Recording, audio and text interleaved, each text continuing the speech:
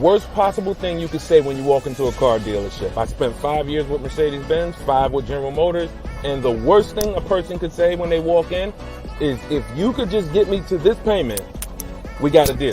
So your loan's probably still like 19, which means you got to pay to get out. You're upside down. It's called negative equity.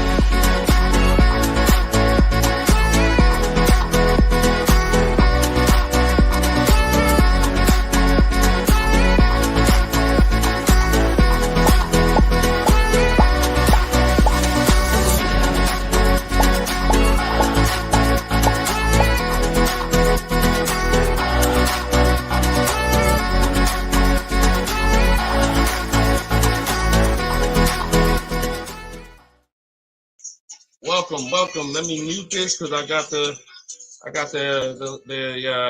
audio going on my phone. We're on Instagram Live. This is our May 7th, Tuesday, May 7th, Car Questions and Answers live stream. I am your host, Deshone the Auto Advisor.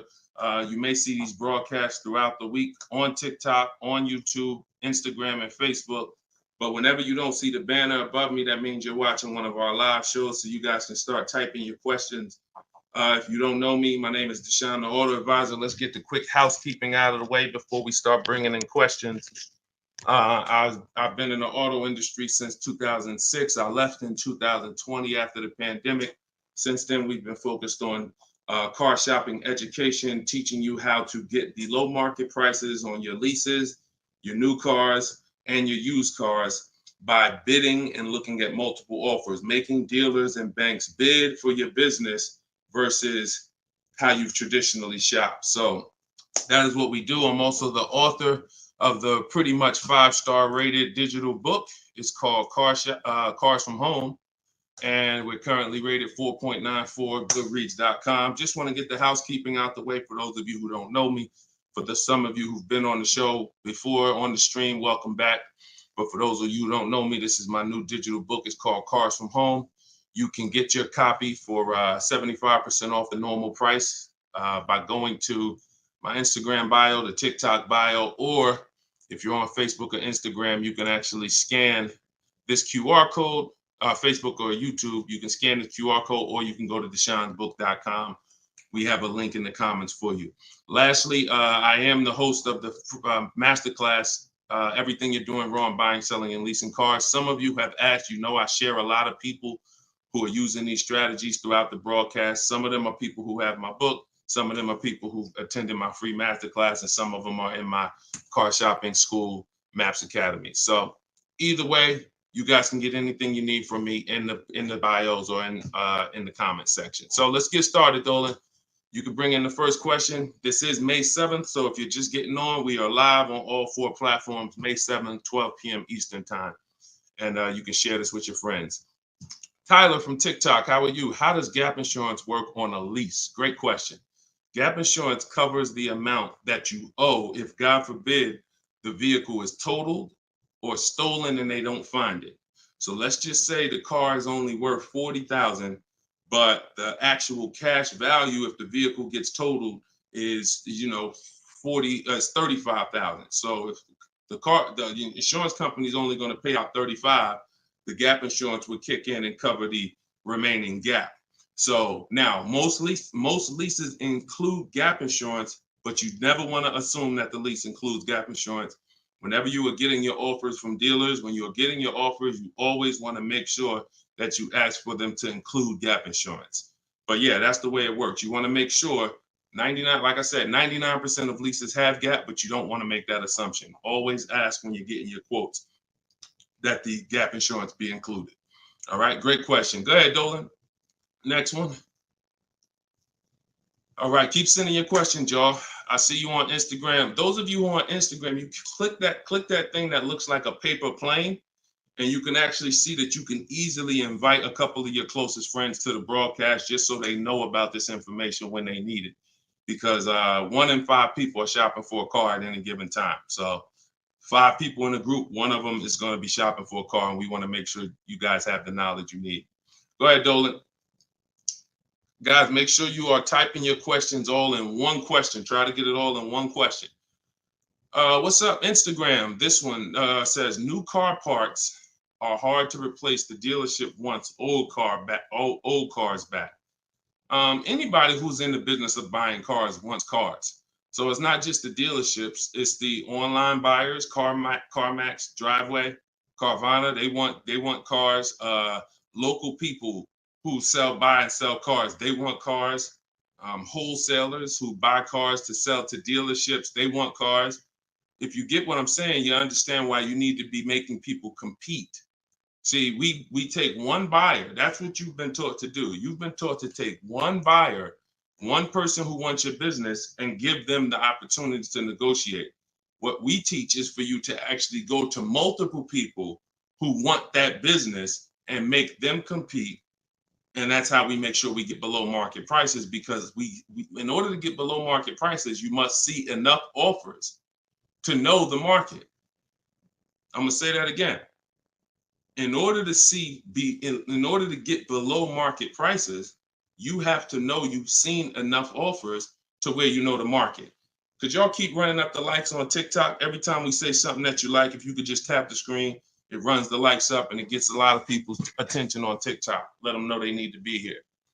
Okay, so that's what you want. Everyone wants cars back. So you want to make sure no matter where the market's going, electric cars, old cars, new cars, luxury cars, just make sure you are getting at least 5 to 6 offers every time you want to replace a car.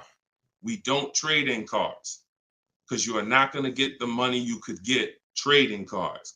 Now, I'm not talking to you about doing private sales either, where you list the car and then you go and you got to, have people come to your house in Facebook Marketplace. I'm talking about the people who pay cash money, inspect the car in an hour, hour and a half, and cut you a check. Those are the people we need to get 5 or 6 bids from, and that's what we teach.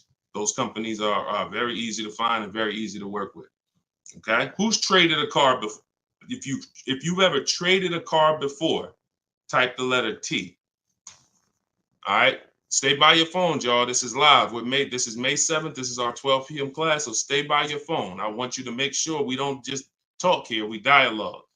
All right, in order for you to get the most out of the show and for me to continue to do them, you want to make sure you as close to your keyboard so I know you're actually getting value out of the class, out of the stream, because you're communicating, engaging versus just listening. All right, I'll see you, Bell, on YouTube. Anybody who's traded a car before, type the letter T. If you've traded a car, this is important for you to know. It's almost impossible. I see you, Thomas, on Facebook. It's almost impossible, ML Headley, to get the most money for anything, not just a car, for any item on trade. So we don't trade. We don't trade. You're not going to get the most money, and you're not going to know that you got the best offer. You need to get 5 to 6 of these online offers, and that is how you replace your leases. And in the same way, look, you've left money on the table. Some of you know, I got to tell you the bad news first. Anybody who's traded a car since the internet and online car buyers have been invented, you've left money on the table. So I want you to stop. I'm suggesting you stop doing that right now if you really want to make $1,000, $2,000, $3,000 more every time you replace your cars. Okay? Go ahead, Dolan. Shoot the next one in. Jock from TikTok, how can I get rid of negative equity with a lease? First of all, let's talk about why do you have negative equity. This is improper deal structure. So if you went over your mileage, that means listen, you should not be taking a lease for 10,000 miles per year knowing you drive 15. Because frankly, to go from 10,000 a year to 15,000 a year is only about $40 for most cars. $40 more a month, and you get to go from 10,000 to 15,000 miles per year. So it's no excuse that, taking less miles than you need and then having to deal with mileage penalties that you shouldn't have had in the first place. So we see. So our solution for negative equity is to always in most cases to roll it into a lease, because the cause usually for negative equity is you buy your cars. Somebody told you don't lease, you listen to them, but you don't keep your cars long enough to outlive the depreciation. So you buy your cars and you replace them, usually by trade, in a short period of time, 2, 3, 4, 5 years, 6 years, and that's too short of a period of time to replace a car because of the depreciation. But with a lease, you should not have negative equity. Negative equity is something, you have a penalty because you don't owe. Negative equity means the object you owe a loan on is not worth that. So you owe 20,000, but the car is only worth 15,000. In your case, you have agreed to drive 30,000 miles over 3 years, but you're driving 40,000 miles. You drove 40. So you need to pay that penalty in order for you to go to the next car. Okay? It should have been in your lease to begin with because you pay less for it if it's in your lease. You pay probably 15 cents a mile. Where on a penalty, you're going to pay 25 cents a mile in a lot of cases. So what you want to do is you want to consider this: staying in the car, waiting to the end of the lease, and if whatever your mileage penalty is, rolling it over to the next car as far as work your deal out. This is what I would be doing. One, I would do an equity assessment. Before we even talk about this, you need to do an equity assessment. The equity assessment is step 2 in my process. The name of my book is Cars from Home, 7 Steps to Saving Time, Money, and Avoiding Dealership. So it takes you all the way through the journey of getting your car from home while you are at home. So the second step, which is right after we decide whether we're buying or leasing, is we must do an equity assessment. Some of you, who has a car that they're going to be replacing to get a car? Type me. If you have a car, it could be a lease or it could be you own it, but you're going to be, next time you car shop, you're going to be replacing that car. Who's in that situation? Type me. Stay by your keyboards. Let's go. We're live. This is May 7th. Wake up, people. Wake up. School me. All right, me, I see you. All right. What's up? Y'all can we run the lights up on TikTok? Can we tap the screen? Can we tap the screen if y'all gonna spend time with us on TikTok? Tap the screen. All right. Okay. Let's go. Let's go. Come on, don't play TikTok. I'll close the broadcast. All right. Y'all not paying me nothing. Okay. So I'm asking you for a tap of the screen if you want to stay on with us. All right. We could definitely go TikTok. We could go Facebook, YouTube, Instagram if y'all acting funny today. We got no problem. All right. I appreciate it. I see y'all now. I see the lights running up. All right. So if you have a car you're going to be replacing, then everybody who just said me, then the first thing, once you decide whether you're buying or leasing, is you need to do an equity assessment. So you're going to call your bank. If you don't have a bank, the car's paid for, then you can skip this step, but you're going to call your bank. You're going to find out what your payoff is. Once you find out what your payoff is, you're going to now, if you have a lease, you're going to ask them, do you have a third-party restriction? Now, once you make a note of those things, that's 4 different paths. See, I just talked to 4 different people. It's very important that y'all understand that I don't teach one size fits all car buying advice. So you got to listen closely to see, oh, is he talking to me? Oh, that's what group I fall in. So I just said, some of you are going to replace a car. You have no money you owe on it. You don't need to call your bank. Everyone else, lease or purchase or finance, you need to call the bank, and then you're going to ask for your payoff. Once you have a lease, you're going to do this next step. So some of you who don't have a lease, you don't have to do this step. Then you're going to ask, do I have a third-party restriction?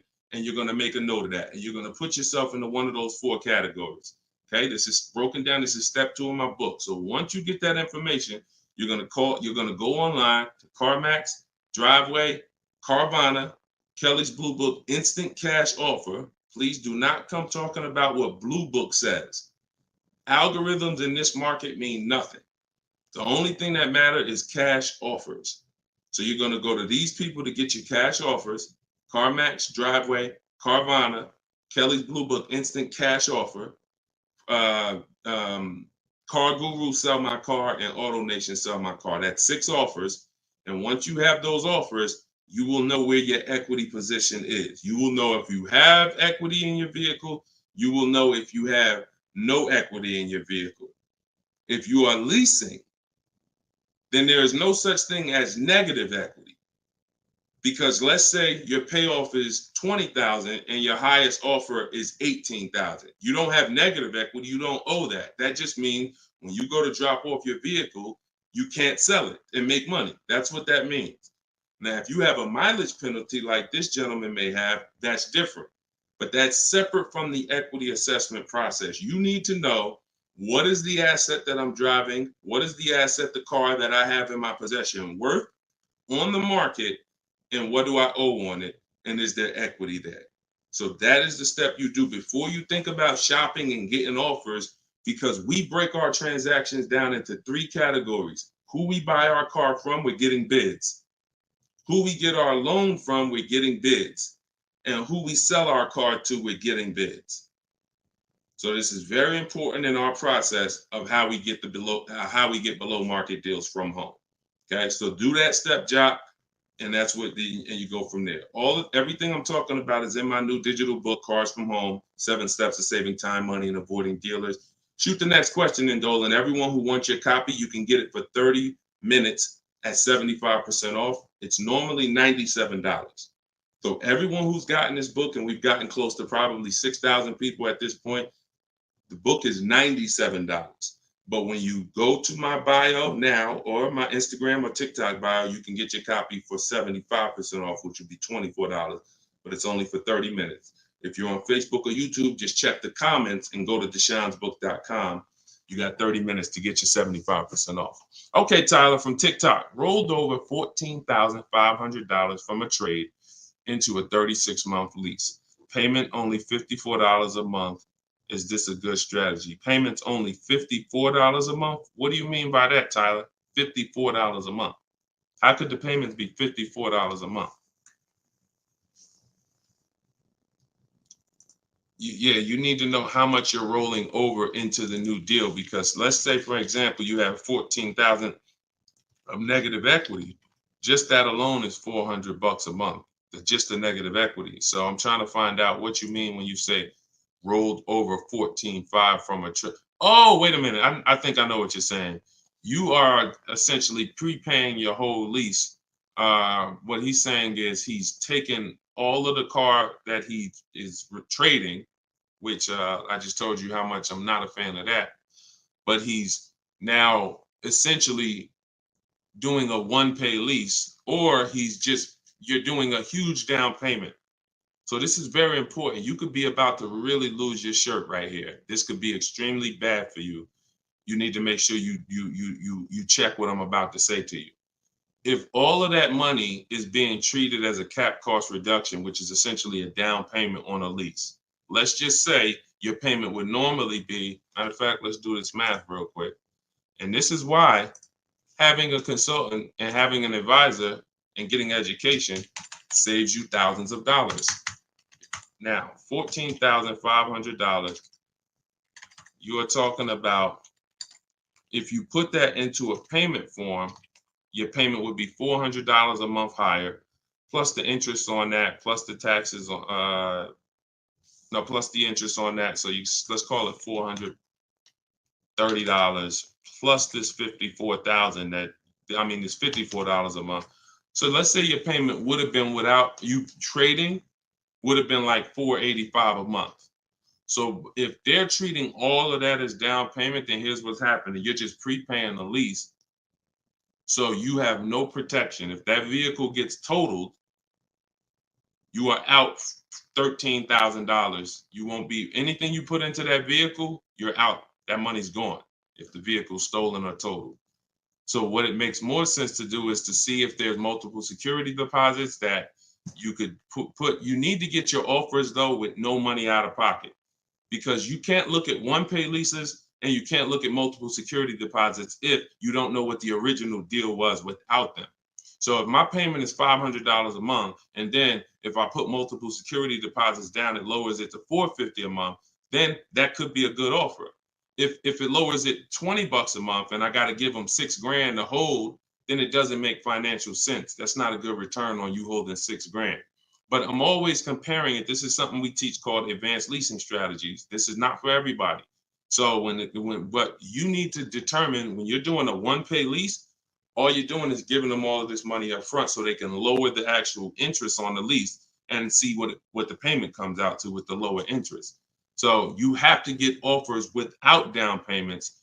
This is why I'm saying when we shop, we never shop with down payments, whether we're buying cars or leasing them. We never shop with down payments because when you're putting all this money in, you can't assess the deal because you don't know how much of this being a low payment is because I put all this money down. You need to know you have a deal before you consider what monthly payments is going to be. If I'm getting a lease and I shop my offers and my lease deal is under 1%, or my best offer is under 1%, no more than 1.5, somewhere in between there, I know I have a good deal, regardless of how much I'm going to put down. So, and when it comes to purchasing, I need to know people worry about the payment. Some of you are worried about the payment. You don't care about what you're buying the car for, and you're worried about the wrong thing because you're thinking about the loan you're getting. You're not thinking about the car you're buying. Before you think about, hey, what's a good payment on this car? No, the better question is, who's the dealer that's going to sell me that car for the lowest price? Deshone, I want to get this BMW 4 Series. What's a good payment on that? No, you're going to get a BMW 4 Series. Who's the dealer that's going to sell you that BMW 4 Series for the lowest price? If 20 dealers, if say 10 dealers have that car, $60,000 car, some dealers are going to sell it for 65, some are going to sell it for 60, some are going to sell it for 57. You need to get these offers before you worry about what the payment's going to be. And that's a whole different philosophy. This is what I teach. So I'm never going to be in the business of not teaching you to understand the numbers because we make it simple. Whether you're using my book, whether you're paying attention on these live streams, when you are shopping multiple offers, you eliminate this. You cannot be a payment shopper because you'll just be throwing money at deals and thinking you got a deal, but you didn't get a deal. You just threw so much money at it that it lowered your payment to something that you felt good about. Doesn't mean you didn't overpay for the car. All right? Very, very important, y'all. This is $3,000 to $5,000 to $7,000 to $10,000 mistakes. These aren't $100 mistakes. Listen, look, people right now are so distracted. They are asleep. They are asleep. The only way people could continue to make money is people stay asleep. It's not so when I tell you the conversation, you are taught to, when you're buying a house, get help. Make sure you have a plan. Work with the best people. Get a home inspection, even if you're not going to buy the house, right? Don't you get a home inspection even if you're not going to buy the house? Don't you risk $400, $600, $800, even if you're not going to buy the house? Why? Because you want to protect yourself from making a $20,000 to $50,000 mistake. But with cars, this is the only thing that you think, oh, I could just do this on my own. Knowing that every time you buy a car, you have a little buyer's remorse. You hope you hope you didn't overpay. You hope you didn't. So lock in. The only way you are going to win and be like these people that I show on the show all the time, like you see just a ton of people that's paying ridiculous prices, below market prices. And I got more to show y'all. Like my next show, I got like 3-4 million people that hit me with their deals they got in the last 2 weeks that I haven't even pulled in yet. Like you're not going to get these prices until you take car buying as serious as you take buying a small house. Once you start doing that, then you'll start saving 5 and 10 and 15 grand on some of these cars. Until then, you're gonna keep just moving the way they want you to move. Go ahead, Dolan.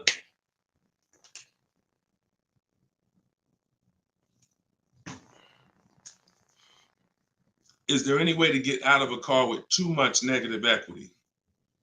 No. Negative equity is what I call a bad credit for people with good credit. You could have an 800 score. If you have too much negative equity, you're not going anywhere. So the first thing to know is what's the cause. See, we could sit here and we can cure the problem, but until we know the cause, you're just going to go and you're going to repeat the problem. The cause is you're not leasing, but you're not keeping your cars 8 years. So what you're doing is you're losing on depreciation. Your car's value is going like this. You buy your cars, it goes down 15%, 20% the first year, 15%, 12%, 12% is losing thousands of dollars in value for the first 5 years. And then that's when you go to trade it, or that's when you go to replace it. So you don't keep the car long enough for it to start losing a little bit of value because somebody taught you you could just switch cars anytime you want. Buy them and switch them, buy them and switch them.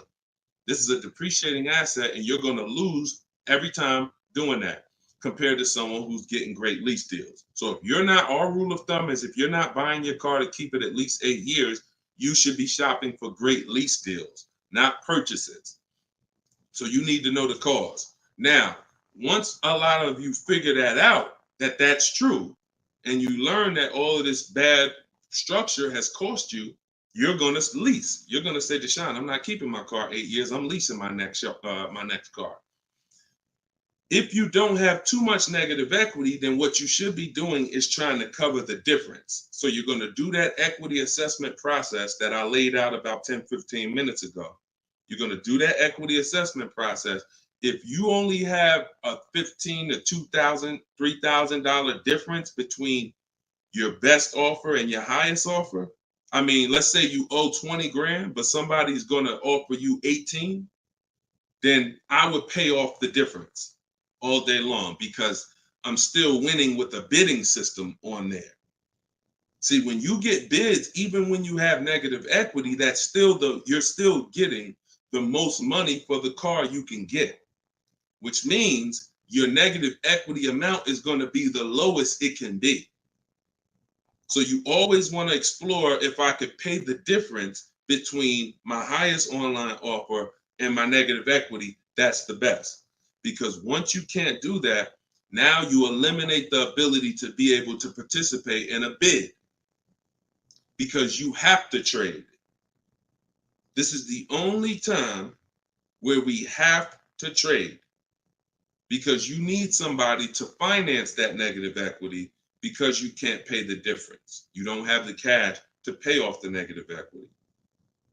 See, if I know that I can cover my negative equity by selling the car to CarMax and I pay $2,000 and I'm out of it, that means now I can get bids for my replacement car, which is what we do. So I can get the lowest bid for the car I'm buying, the highest bid for the car I'm replacing, the lowest bid for my interest if I'm buying.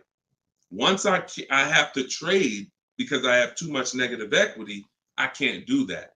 I can only get the bid for the car I'm buying, and then I have to ask that dealer to roll my negative equity into the car that I'm buying. And the problem with that is that dealer is not going to win a bid. So even though CarMax may have been offering you 18, that dealer may only be able to offer you 16. So what would have been $2,000 of negative equity is now $4,000 of negative equity.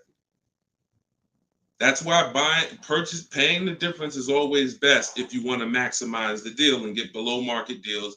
That's it. But if you have too much negative equity, you can't do that.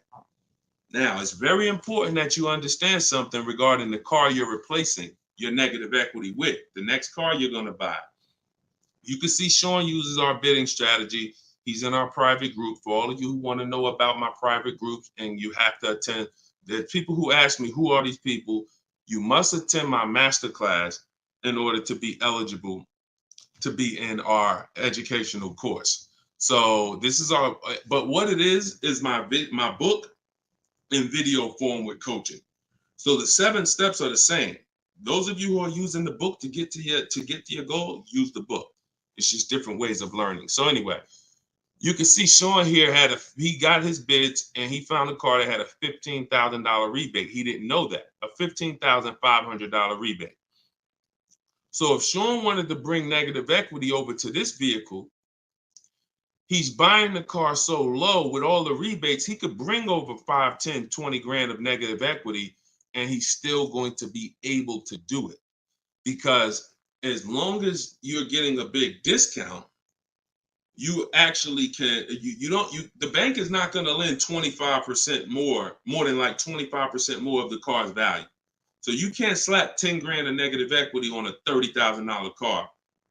And the bank is going to look and say, why would we lend $40,000 on a car that's worth 30? There's something called loan to value ratios. It's in all forms of lending, loan to value. So you have a cap based on the price of the car. There's only 25% or so more that the bank is going to lend. So if you're trying to do no money down deals, having too much negative equity prevents those. So this is why we need to get out of negative equity and stay out of it and start leasing. Stop buying your cars. The only time you actually switch from a purchase with negative equity, I own my car and then I'm switching to another car and it's a purchase, not a lease, is if you had like an emergency. You were going to keep the car 8-9 years, but you just had a bunch of kids and now you need a whole different car. It's a life, but if you're not keeping the next car 8+ years, you shouldn't be buying again. You're going to be back in negative equity every time. Okay? All right. Go ahead, Dolan. You can shoot the next question. TikTok, I see y'all. We are live. This is May 7th. This is our 12 p.m. Eastern time show. If y'all can, every couple minutes, if you could tap the screen, if you're enjoying the show, if you're enjoying the stream, keep running the likes up on TikTok. Appreciate y'all. All right. Instagram. My lease on a CX5 is coming up. CarMax value is showing 21,000. My buyout is like 18. Should I buy it and keep it? No. Why would you go from a lease with a great, and look, I'm going to talk different on every show because I know some of you are new. Okay? Who's new here? If this is your first time ever on a live broadcast, on a live stream with us, just type the number 1 and then we'll answer the brother's question here. Who's new? All right, I see you, Khaleesi, on TikTok. I see you. If this is your first time on a stream, you've never been on Car Shopping Questions and Answers with us, type new. Okay, I see you, Matt, on Facebook. I see you, Vince, on Facebook. Melanie on YouTube. DJC Square, I see you. Okay, I see you, John, on YouTube. Okay. All right, TikTok quiet today, boy. I never saw TikTok this quiet. They ain't hitting no likes or nothing. That's all right. God bless them. God bless them. All right, so Instagram. Let's talk about this. Let's talk about this equity position you're in. Right now, you could sell that lease and make $4,000. Why would you want to go from a lease, which is a not keeping my car 8 years? I want full warranty. I want low payments. I want to drive a lot of car for a low amount of money. Now I can shop for this new deal, get a great deal on the CX5. Just so you know, understand something. CX, look, let me show you something. This was Tiffany rode in, and Tiffany got a Mazda CX50 a couple weeks ago, not too long ago. Look at this. So let me show you just kind of what this could look like in a great world. So you understand, she got a 2024 Mazda CX90. She literally paid 44. The sticker price on it was 44,000. She used our system. She actually wrote. This is a testimonial about the book, so you can see at the top says, "I believe we got a great deal from what we learned from the rest of the book." So look at this. She got bids, $44,800 vehicle. She ended up getting a $6,530 discount. That was her best offer. And then, so her lease payment on this would be incredibly low if there's a good lease program. But you're not going to save this kind of money negotiating. You want to sit at home, get bids, contact at least. We don't make a decision until we get 5 to 7 offers. We will not make a decision on a car until we get 5 to 7 offers, because 80% of dealers are overpriced. So you say you can get you might be able to get a lease price on this car for, $400 a month, no money down, for, $450 a month. Something, it might be lower. I don't know what the below market deal on your replacement Mazda is going to be. And then you could actually put that 21.4 in your pocket. So you could say, hey, the difference. So you would sell the car to CarMax for, and you would make $3,400. Just so you know, my mother sold her Mazda 2 years ago when the prices were real high, and she made $10,200. So why would I go from being able to do a deal like that, getting a new car, low payment, no money out of my pocket, put $3,400 from my old lease into my bank account? Why would I want to go from doing that to buying a used car, which is buying a 3-year-old Mazda, which is what you're suggesting when you say, should I buy it and keep it? What about that deal makes it better? If you figure this, Your buyout's 18. What's the payment on $18,000 plus taxes? 20 grand, 21 grand. What's the payment? 400 a month for 5 years. So why would I go and buy a 3-year-old used Mazda for 400 a month when I could go and I could lease a brand new Mazda for 400 a month and then turn around and again, if you're not buying this car to keep another 8 years, it makes no sense to buy a used car right now. It makes zero financial sense. Not only that, you're gonna spend the same amount of money over the years that you could have drove brand new leases for. There's no benefit. There's no benefit. This is what it is. We've seen this thousands of times over the years, hundreds at least. You know, I know it's happening thousands of times. People are buying their leases every day. They're not realizing they're just buying a used car. That's all you're doing. So I go from leasing to buying a used car, which means something in me has to change. Those of you who are buying used cars, you should be buying them to keep 8, 9, 10, 12 years. Not 4 years, 5 years, 6 years. You're driving old cars for the same prices you could be driving brand new leases for.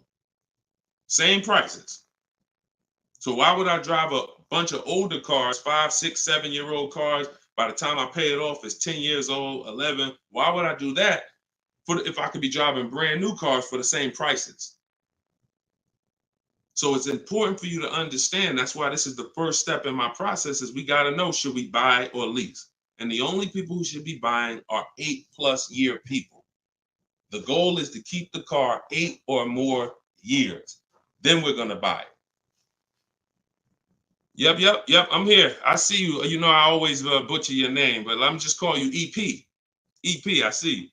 Go ahead, Dolan, shoot the next one up. We got a couple more minutes. We're on here for a couple more minutes. How do you negotiate a purchase online? Looking at a car 3 hours away and I'm not able to go in person.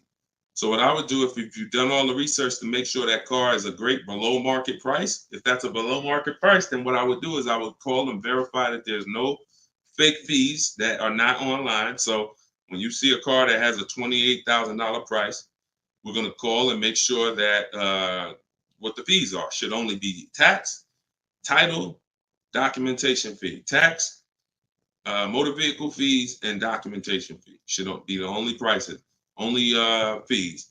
And once I verify that, what I'm going to do is I'm going to go home. I'm going to get out there immediately, and I'm going to see the car. And if it's a great price where I'm saving $2,000-$3,000 above below the market value on those cars, then I'll go out there and I'll make sure that I post up in a motel for one day, because you never want to go out there and take the car immediately, because unless you're paying cash. If you are paying cash, that's different. But if you're getting a loan, we need at least one day to do our bank bidding process. Because you could go out there and say, all right, now this is the best price on a used car. Yeah, but now I'm going to pay 2 points, 3 points more in interest, letting the dealer get me the loan. So I'm essentially giving that $2,500 or $3,000 that I saved right back to the bank. I'm not giving it to the dealer, but whoever the bank is. So we always need one day to come home, let banks and credit unions bid so we could get the lowest interest rate. And then we call that dealer and we let them bid against it. But that depends on how you're going to pay. But that's the process. You get out there, you test drive the car. That's why all of our used car research is done from home. All of our used car research is done from home. By the time we get to the dealer, the only thing we're doing is going there to test drive the car and lock up the deal. The prices we've already verified is the lowest prices in the market. So once we verify there's no bogus fees, that's our process for wrapping up the deal. That's right, man. You know I'm always watching and unlearning and relearning, boss man. Appreciate you. I appreciate you, EP. Always a pleasure. All right, go ahead, Dolan. Yeah, some of you are looking for your used cars locally. There's no way you're getting the best prices. If some of you are looking for your used cars 25 miles, 50 miles, 100 miles, there's no way you are getting you're getting below market prices. That's just not enough inventory to look at for you to see, Oftentimes, it's literally a dealer that's an hour, 2 hours, 3 hours away who may not be in the city. They don't have the traffic that that person has, and oftentimes they'll have a below market deal because of their particular circumstance. So if you're just shopping 10, 25, 50 miles outside of your radius, that's just not enough of a radius to get the below market deals. My brother leases up, he's over miles. Equity assessment. That's it.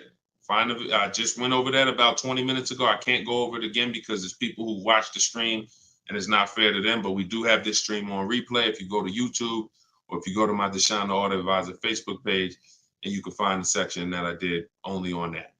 Okay, it's called the equity assessment. We had another person on here that's over miles. And, once you do that equity assessment, then you want to weigh that, compare that to what the mileage penalty is. Because some people, the mileage penalty is only going to be $750, $1,000, $1,500. You could have that rolled into your next lease offer. What you do is just negotiate your best lease offer and then say, hey, look, I need you to cut a check for, $1,500 to my old lease company. Now that's going to raise your payment. So if I got a below market deal, let's say, give you an example. Let me show you with a real life example. So, so Charles, let's say Charles, he gets his Hyundai Palisade, he gets it for $597 a month, but he has a mileage penalty of, $1,500 that he needs. This dealer who won his business, he needs them to pay that to his old lease. So they're going to cut a check for $1,500, but that payment, that $1,500 now goes into his new deal. So it's just like negative equity. It's going to raise your payment up, which is why we bid this out and we don't bring stuff over. We don't bring mileage penalties over until we have already found the dealer that we're going to buy our car from, because they've given us the biggest discount. But yeah, that's what you would do. And whatever the mileage penalty is, you're adding it to your next lease. So you're paying it either way is the point. You're not getting out of a mileage penalty. It's just all about and the only way you can get out of it is if you sell the car. So that is how you get out of it. Because when I sold my Jeep Grand Cherokee lease, I was over miles by probably, I think I had 42,000 miles on it, and I contracted for like 39. But that's because I extended the lease. And when I extended the lease, I was doing more driving, and I just said, I knew I had so much equity in the car, because again, that's when cars were worth literally $7,000 to $12,000 more all through the pandemic. 2020, 2021, 2022, we had people cashing out, making $8,000, $10,000, $12,000. Some of you might have saw some of our videos and used what we were teaching then. So once you do that, that's the only way you get out of a mileage penalty is you sell the vehicle, and then it's all whole. But if you're not doing that, that mileage penalty is going to be paid. It's just what I just told you is a way to get the deal done without having to pay the mileage penalty out of your pocket. You're rolling it into your next deal. All right, go ahead, Dolan. All right, y'all, this is our Tuesday 12 p.m. stream. We're on here for a few more minutes. Keep your questions coming. Try to get to as many as we can. Everything I'm teaching y'all, if you guys do not want to remember this, if you're like, Deshone, I want something where I can see step-by-step your plan, you want to go to deshonesbook.com. We got the banner on the screen. If you're watching us on TV, you can scan the QR code with your phone, and you can get my new book. It's a digital book called Cars from Home, 7 Steps to Saving Time, Money, and Avoiding Dealerships for 75% off. So you'll get it for $24.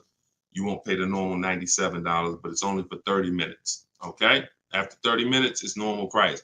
You guys that are on TikTok, you can get yours in my TikTok bio. There's a website there, as well as in Instagram, my Instagram bio. All right, get your 75% off if you don't want to get it, if you don't want to remember any of this. All right, so Guitar Jams, YouTube, what's the best price to negotiate over sticker price? For example, a car is a $26,000 sticker, but I'm only wanting to put $27,000 in cash. Is $1,000 difference enough to avoid all BS fees? See, that's a problem. See, let me show you how you're actually hurting yourself by doing this. You're not getting bids. You're not getting multiple offers. If you're looking at a new car like this, a $44,000 car, You go in and you assume what a good deal is going to be. We never assume what a good deal is going to be. We have to reveal what a good deal is by getting multiple offers from home. So we sit at home. In my way, we use the computer and we're going online and we're going to dealers' websites. I have scripts in my book. So all you're doing is copying, pasting my scripts to use this. Now, if you're doing it your way, you just want to make sure your goal, you could do it by phone. I don't care how you do it, but your goal is to get 5 offers. Because until you get 5 offers on these new cars and on these leases, you're not going to ever know what the best deal really is. Because 80% of dealers are overpriced. So when you look at something like this, if you said, okay, $44,820 car, like the one I got on the screen. If you went in there saying, well, I only want to pay $46,000 all in. Look at what she paid. She paid net $40,300. Look, this was her base price. She got $38,289. Her net price was $40,300. So if you would have went in here on this car saying, well, it's 44, look, I'll give you 46,000 all in. You would literally have overpaid more than Tiffany by $6,000. Let that sink in. You can't go in feeling for the bottom, brother. You will certainly get somebody will take a vacation on you. Their commission they're gonna make, well, that's probably an $8,000 profit deal to the dealer, $6,000 profit to $8,000 profit, and somebody's getting a $1,500 commission on you because you just went in. Oh, let me guess what I think a good price is going to be. Not knowing if there's any rebates on the car, not knowing anything about it. I'm just going to guess. Look, what if Sean would have went in? Look, what if Sean would have went in talking about, this truck is $73,000. I'm gonna offer them $73,000, but they gotta include all the tax, all the fees. I'll give you the asking price, but you gotta include all the tax and fees in. Look, he ended up getting with bids $57,000. He would have overpaid by $20,000, $15,000. And I'm sorry to tell you that some of you are doing it every day. You've done it on all your cars. You've overpaid, not using these strategies. And I want you to stop. You're free to do what you want to do. You want to stay in the old way. But the people that you see that are getting these deals, these people that are posting, listen, when you get a great deal, you post the deal. See, when you get a car, pay attention, yo. Pay attention to what I'm about to say. It's very important. When you actually have strategy to get great deals, you actually post the deal. This is our private group where we post our deals. Look, people are not just happy about the car. Look, Eddie, I ended up getting multiple offers, got a Toyota Camry hybrid. This was last year when these cars were literally on fire. Look, quote, getting quotes as high as 10 grand over sticker. Look, I got $2,086 under sticker. $10,000 over sticker was his highest quote for this Toyota Camry hybrid. There are people who paid that. There are people that paid 5 grand over sticker for the same car Eddie got. There are people who paid sticker. Thought they were getting the best deal. Man, I got mine for sticker. He got his $2,086. Some of you who might see this broadcast, you might have said, you might have the same car. Deshone, wow, man, I got that same car. I paid 4 grand over sticker to get mine. Yeah, Eddie at the same time, same year, paid $2,086. Sorry to tell you, but you overpaid about 4 or 5 grand. This is real. We're not sitting up here doing this talking about hundreds. There's nothing y'all hear me talk about in these streams that had hundreds of dollars. And frankly, unless you are rich, you can't afford to lose $2,000, $3,000, $4,000 every time you buy a car. You can't afford it. This is where you're losing. So what I would tell you, Guitar Jams, is do what I just said over the last 10 minutes. Get bids.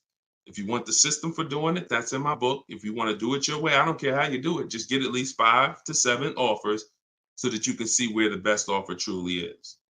8 out of 10 dealers are overpriced, and you don't know how bad they're overpriced until you get all your offers. 10 grand overpriced, 5 grand overpriced. All right. Go ahead, Dolan. Shoot the next one in. Great question, though.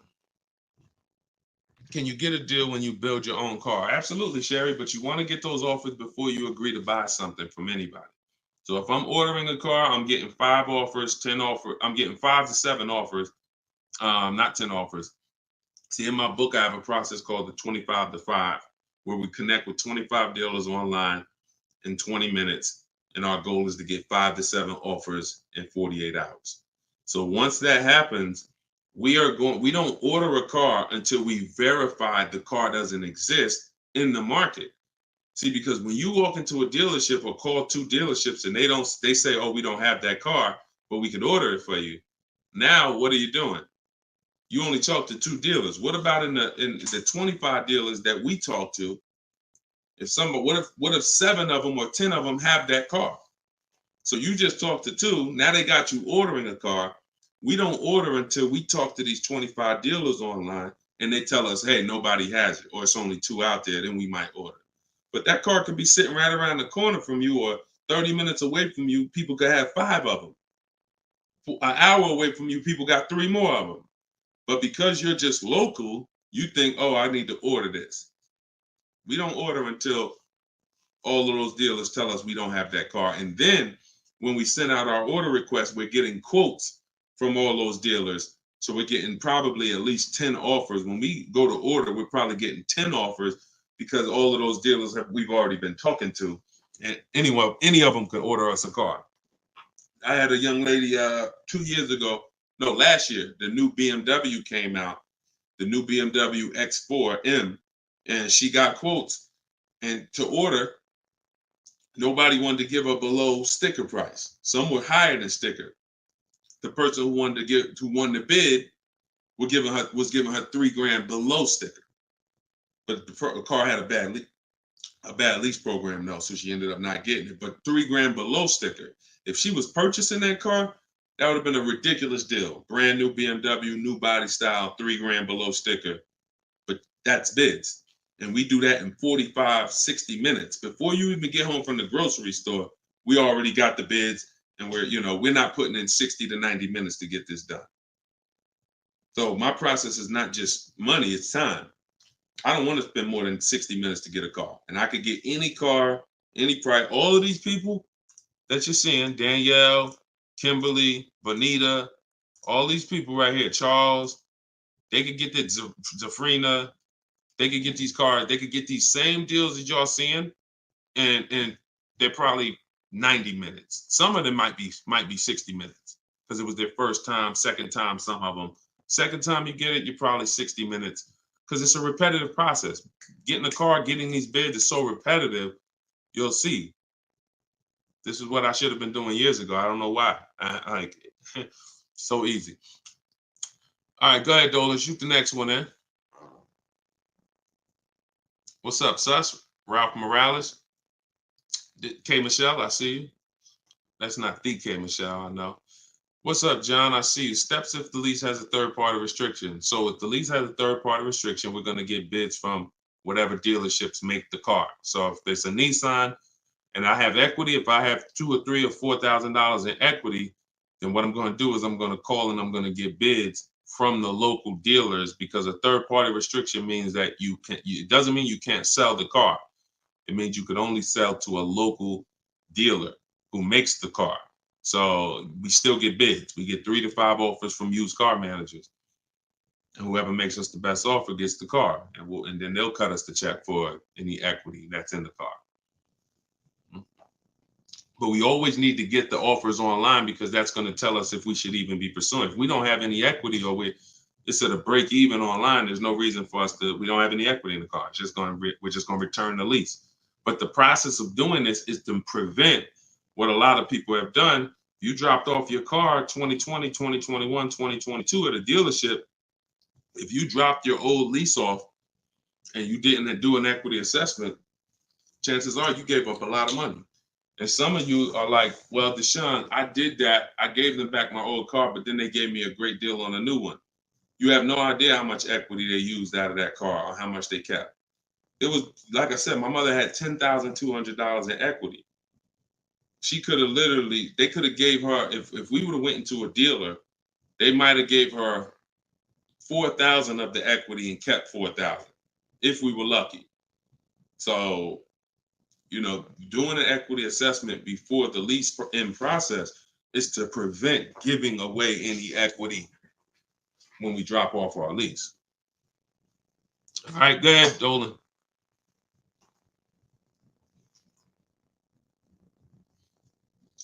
This is our Tuesday, May 7th live show, 12 p.m. If you don't see the banner above me, that means we're live. So you can type your question. Dolan will bring them in. We got another couple minutes. Hey, Deshone, currently in talks with dealers for a good offer. Thanks for all your help. Great. I feel empowered and confident I'll get the best price. Get the book, everybody. Stop leaving money on the table. Thank you, Nico Smooth. See, it's empowerment. It's the only way to feel empowered.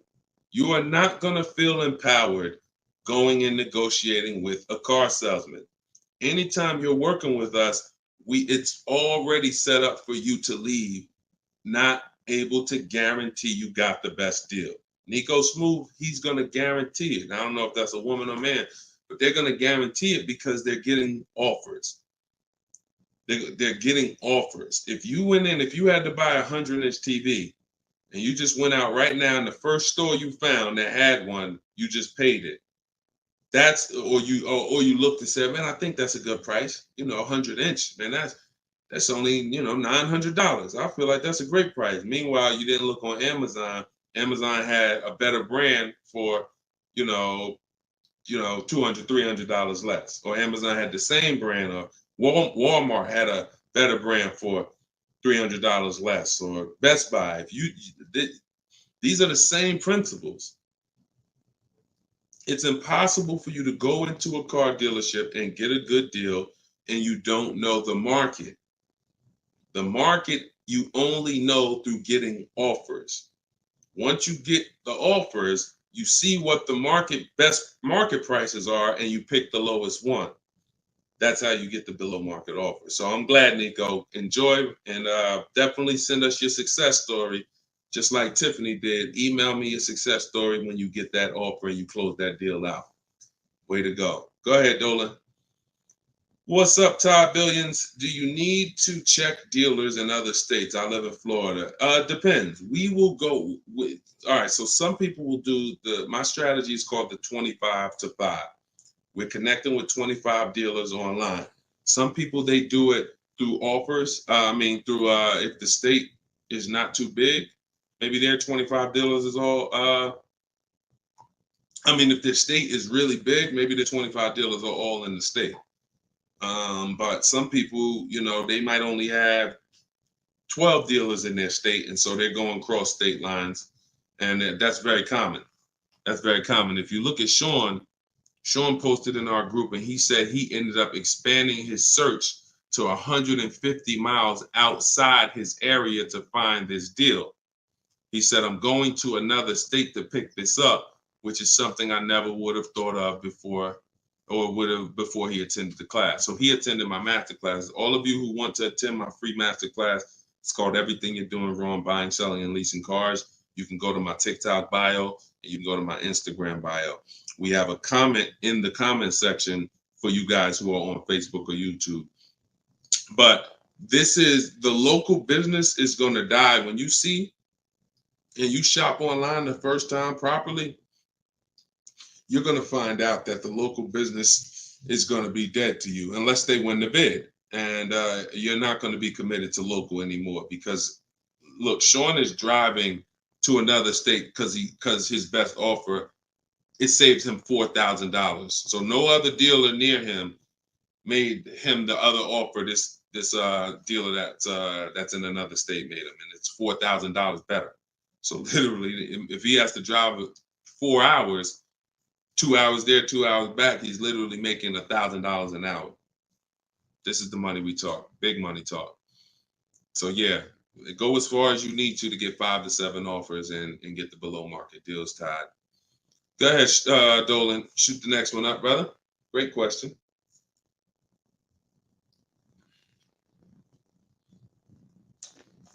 This is Charles Harris on YouTube. How are you?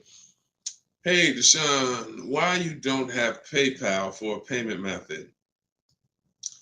Um, that's a great question. We've used PayPal probably twice since we started our company in 2021. We just found that Stripe was a better company to work with for the business. We do have, I believe we have Klarna. So for those of you who are familiar with Klarna, they'll let you break up the payments interest free. For the book or any product we sell, we make Klarna available for the last year. But PayPal is just a little different to work with. We've enjoyed working with Stripe. So hope that helps. Go ahead, Dolan. Right, we just hit the hour mark. Got a couple more. We'll try to take a couple more before we wrap. Lenice from Instagram. By the way, everybody, if you just jumped on, this is our Tuesday, May 2nd, May 7th, rather, 12 p.m. live. So we are live. So feel free to ask your questions. If you don't see the banner above me, then that means we're live and you can type your questions. Is purchasing a car from Enterprise Car Sales a good idea? If in order for me, when we're shopping for used cars, like I have this used Infinity truck. We got it a year ago. It was 2020, so it was 3 years old. When we found that car, when I narrow it down to my top 3 to 5 used car options, they have the best title histories, the best service records, the best accident records. They're the best price in the market. They're below market. And then I verify what the brand new price was, because you can't know a car is great until you know the new car price. Because if a car was 50,000 and they're asking 30, that's different than a car that was 55,000 and they're asking 30. The $55,000 one has more value, has more equipment, more options, so it's a better value.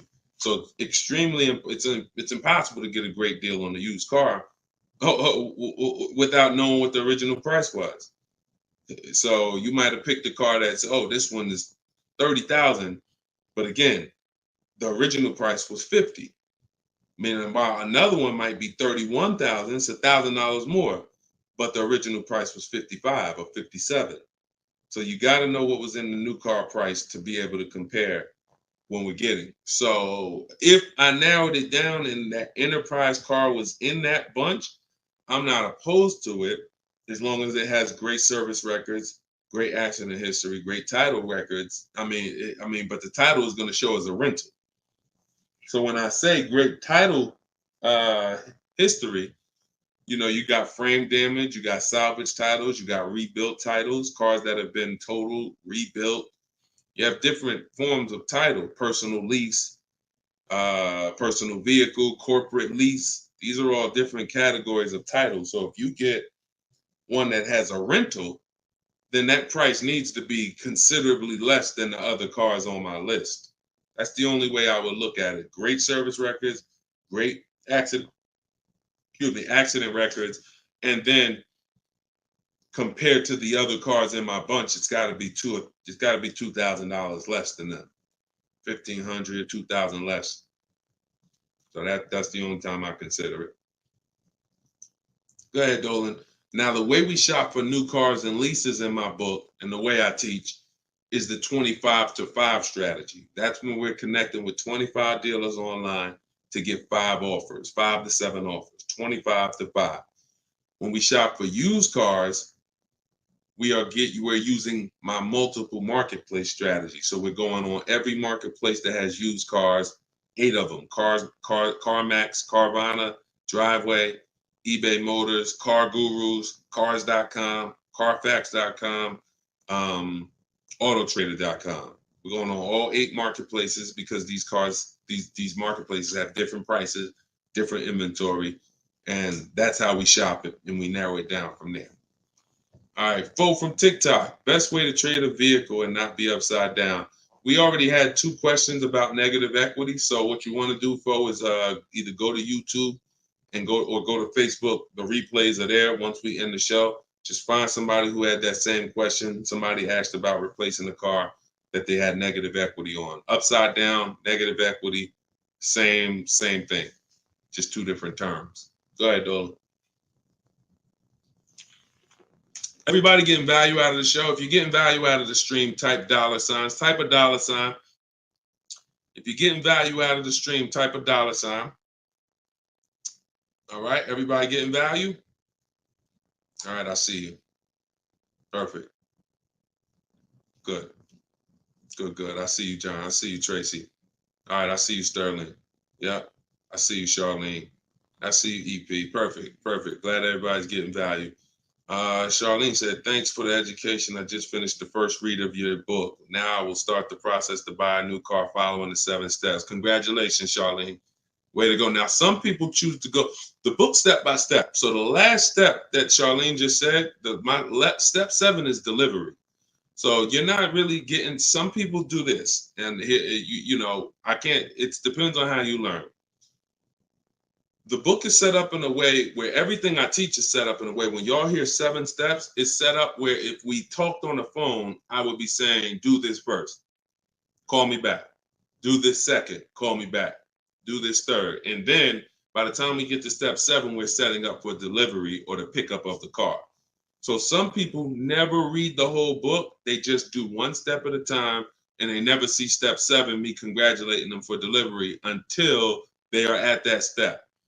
Some people read the book straight through and then come back and do the steps. So whichever way you decide is up to you. The quickest way to your car, the quickest way is to just do 1 step at a time and then not read forward until you get to that step. But everyone learns different, and everybody, that's just if you want the quickest way, you want to get a car in literally 48 hours, don't read the whole book. Read 1 action step at a time, cross it off the list, and get it done.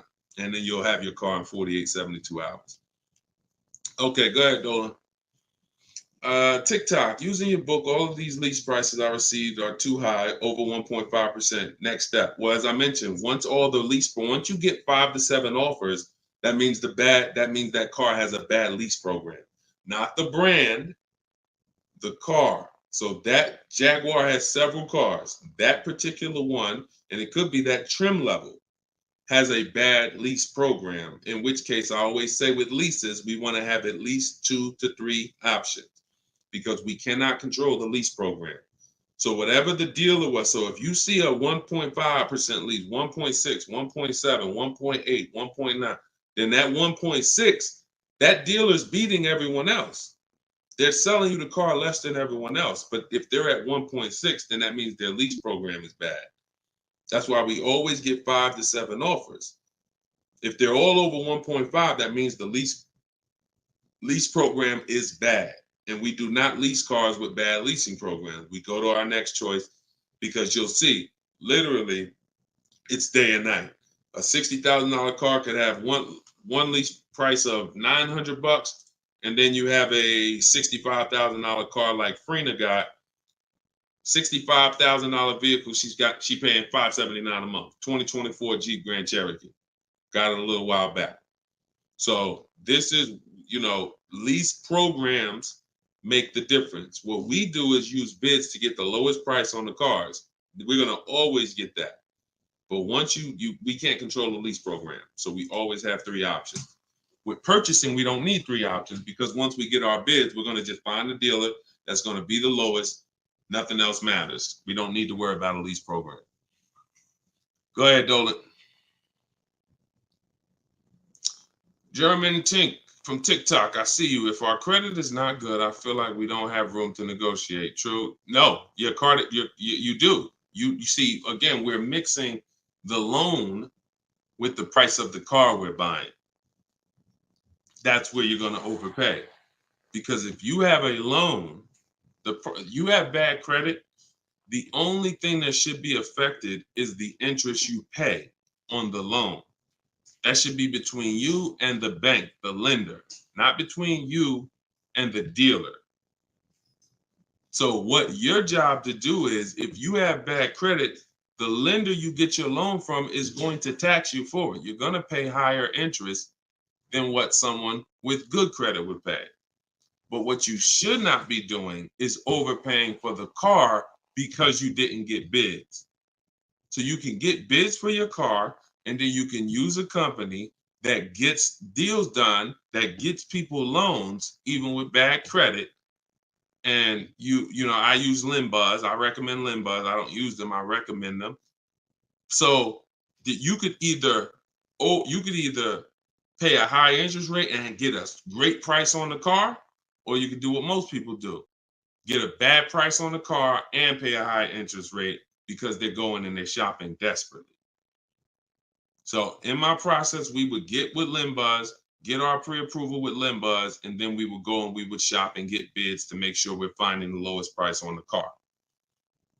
See, once you learn what we're doing and you start doing what I'm telling you, using what we're talking about here, you're going to see the car price is independent from the loan.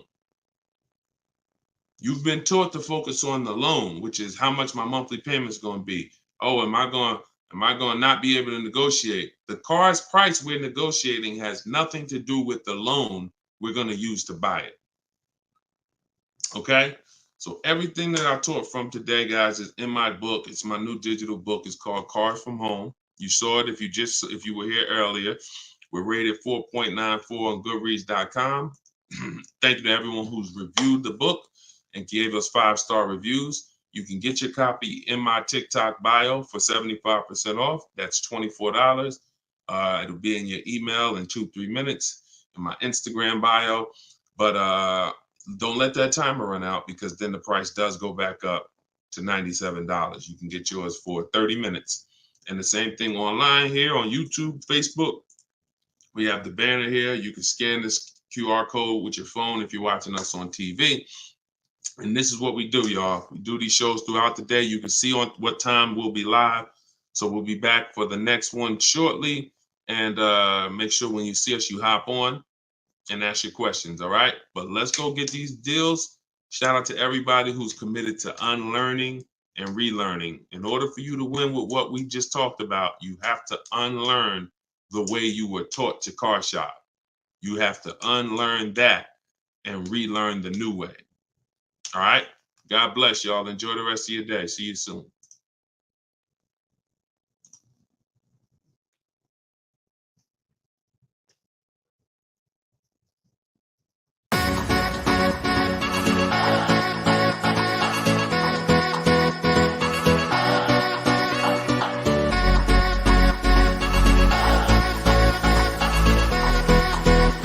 The worst possible thing you could say when you walk into a car dealership. I spent 5 years with Mercedes-Benz, 5 with General Motors, and the worst thing a person could say when they walk in is, if you could just get me to this payment, we got a deal.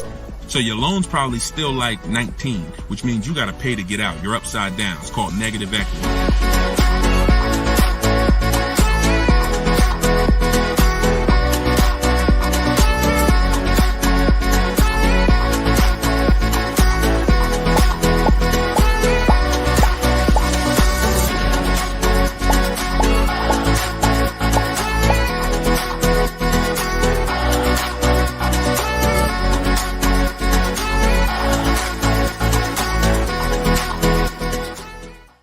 In the next 12 months, if you are car shopping now, or in the next 12 months, I want you to type a 1 in the chat as you come in. My name is Deshone the Auto Advisor. I do these live streams throughout the week to answer questions when it comes to car buying the new way. We've been doing this, helping people really since 2021 through education. And so we teach an entirely new way to car shop, a way that has worked for thousands of people before you. And I do these live streams so that you can ask your car shopping questions, and we can try to get you the answers that you need to help you get below market prices, which is the only thing we settle for. So thank you to the people who are tapping the screen on TikTok, running up the likes. I appreciate it. We have Dolan moderating in the back, so you guys can start typing your questions. Everything I'll be talking about is out of my new digital book. It's called Cars from Home: 7 Steps to Saving Time, Money, and Avoiding Dealerships. Thank you to all who have reviewed the book on Goodreads, putting the review page up now.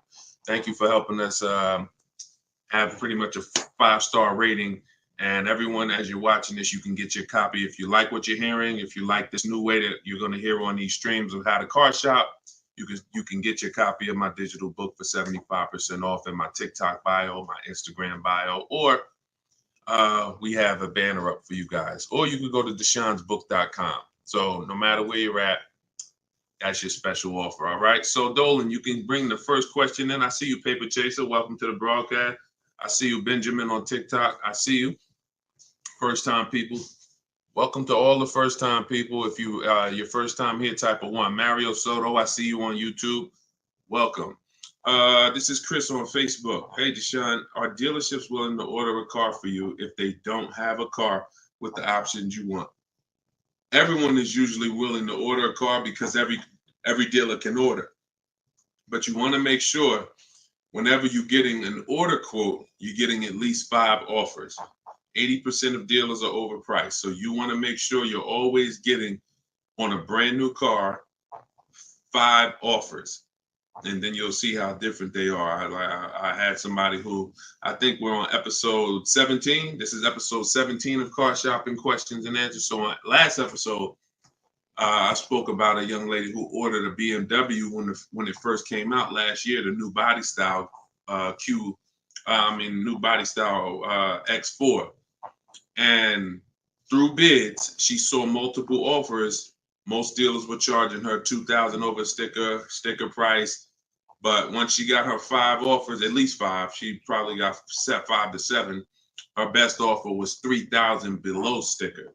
So I always say when you're shopping the right way, it should be a $3,000 to $5,000 to sometimes $7,000 difference between your best offer, which is the below market offer, and your highest offer, which is, the highest of all the other offers. So that's when you know you're shopping correctly. So make sure when you're ordering, you're following that model so you can make sure you're getting your best price.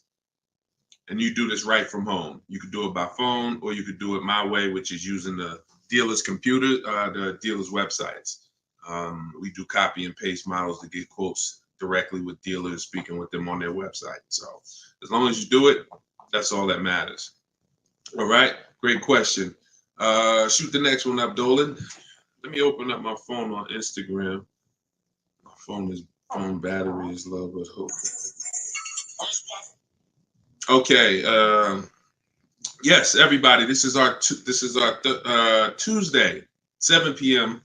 live stream. So this is live. Whenever you guys don't see the banner above me, then that means we're absolutely live, and you can ask your questions. We rebroadcast these streams all through the day, so you can send your friends, family to them. But whenever you don't see the banner above me, that means we're actually live, so you can ask questions. Okay, go ahead, Dolan. This is from TikTok. I need a new truck. Any advice? Or the first thing, all right, I'm getting ready to tell you the first thing you think about when you are in your position. And this is the first thing that all of you should have thought about. If you haven't thought about this yet, you've already skipped something that is very important. The first step in my process is always to ask ourselves the most important question. Does anybody know? I know we may have a lot of new people on here, but does anybody know what the most important question is? It's probably going to take you too long to type it. So I just want to see if anybody knows what the most important question is. I'll give you guys maybe 5 to 8 seconds to chime in some answers. Can I afford it? That's a good one, but no, that's not the most important question. That comes a little later in the process. Come on, Benjamin, Charlie. Ha, am I keeping the car 8 years? My man, way to go right there. DM me, man. I'm going to get you a free copy of my book because I like that. All right. That's the most important question.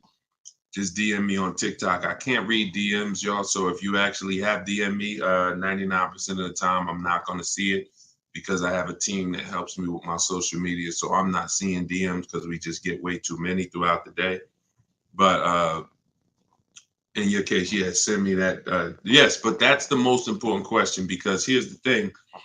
The first thing you want to think about is how long you're going to keep it because you're about to buy something that's going to go down in value.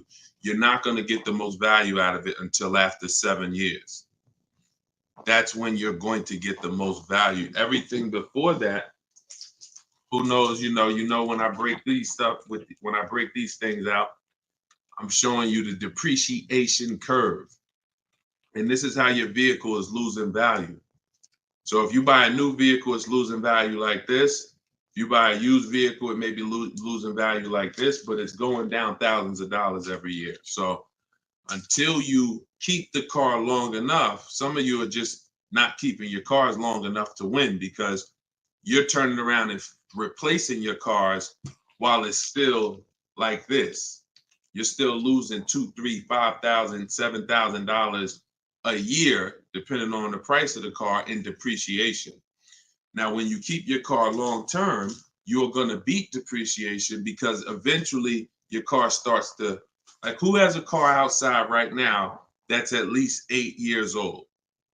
Who has a car outside right now that's at least 8 years old? Type how many years old the car is. I just want to demonstrate something, because if you skip over this, you're not going to be able to get a good deal. You can forget it. I'm telling you right now, I call this the most important question. If you get this wrong, forget about getting a good deal. It's impossible. And I'm going to explain why. This is not, if some of you are new here, I don't need to hype anything up. I love math. So I make math simple.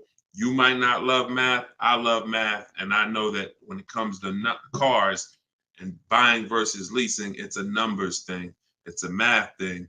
And I'm telling you that if you're not going to keep your car long enough for the depreciation to level out, like you can see Chris here on Facebook, he has a car 10 years. Carlos, 10 years. Tyranny on YouTube, 10 years. Okay. Yep, I see you. Kura Cindy on Instagram, 14 years. Jeff Walkus, YouTube, 15 years. Now pay very close attention to this. You'll notice that the amount your car is worth today, it's going to be worth almost the same thing next year. It's going to be worth almost the same thing next year. If your car right now is worth, if it's 9 years old and it's worth $8,000, a year from now it's probably going to be worth $7,600. That's when you have beat depreciation. Tap the screen on TikTok if that makes sense. See, if your car is only losing, some of you see these answers, until you are actually keeping your car long enough. It's not about when you pay off the car. A lot of people think that that's the car's paid off. It doesn't matter. The value of the car is going down. This is why I call this the unseen expense. Depreciation is the unseen expense. And so how do we beat it? You can't replace the car in 2 years, 3 years, 4 years, 5 years, 6 years, 7 years. Can't replace it. You have to replace it either after that, or if you're not going to keep it that long, you should be shopping for a lease. And I'm going to show you the numbers before we move on from this. I'm going to make this point very clear. Now, this is step 1 in my book. This is why if you don't get this step, you cannot get a great deal on a car. So Instagram, I just want to let y'all know that if you're enjoying what we're doing, there's a button that looks like a paper airplane at the bottom of the screen. If you could hit that and just quickly in 10 seconds, tap 3 friends or 1 friend, anyone, I don't care. Just invite people over, because I know they'll appreciate it. Because a lot of you guys have friends right now that are outside in dealerships getting overcharged as we speak.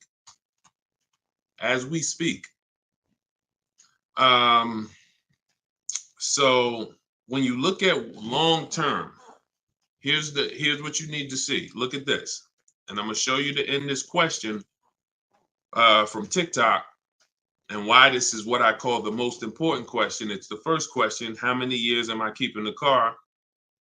Because look at this. I'm gonna use an example of this lease deal that Zafrina just got. So now, she shops for a 2024 Jeep Grand Cherokee. It's a $65,000 truck. She got an incredible steal on this vehicle. Her payment is $579 a month on a $65,000 truck. No money down. So she did this. She got bids. You're not negotiating for these deals. So I'm just telling you, if you guys want to get these deals, you need to use what I'm teaching you. If you want to get it step by step, it's in my book, in my TikTok bio for 75% off. You won't even leave the broadcast on TikTok. You can get your book for $24 and you'll have everything I teach step by step. And same thing on Instagram, in my Instagram bio. You can get it for 75% off for 30 minutes. So I want to show you guys this. And you know what? That lease deal is too great. I don't even want to use that. Let me use something that our average people are getting no problem.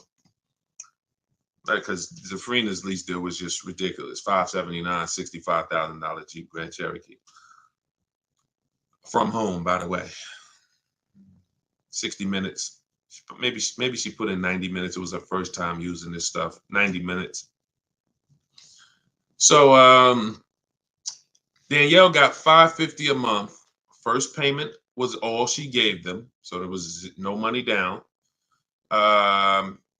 She got an Audi A3, $44,000 new vehicle.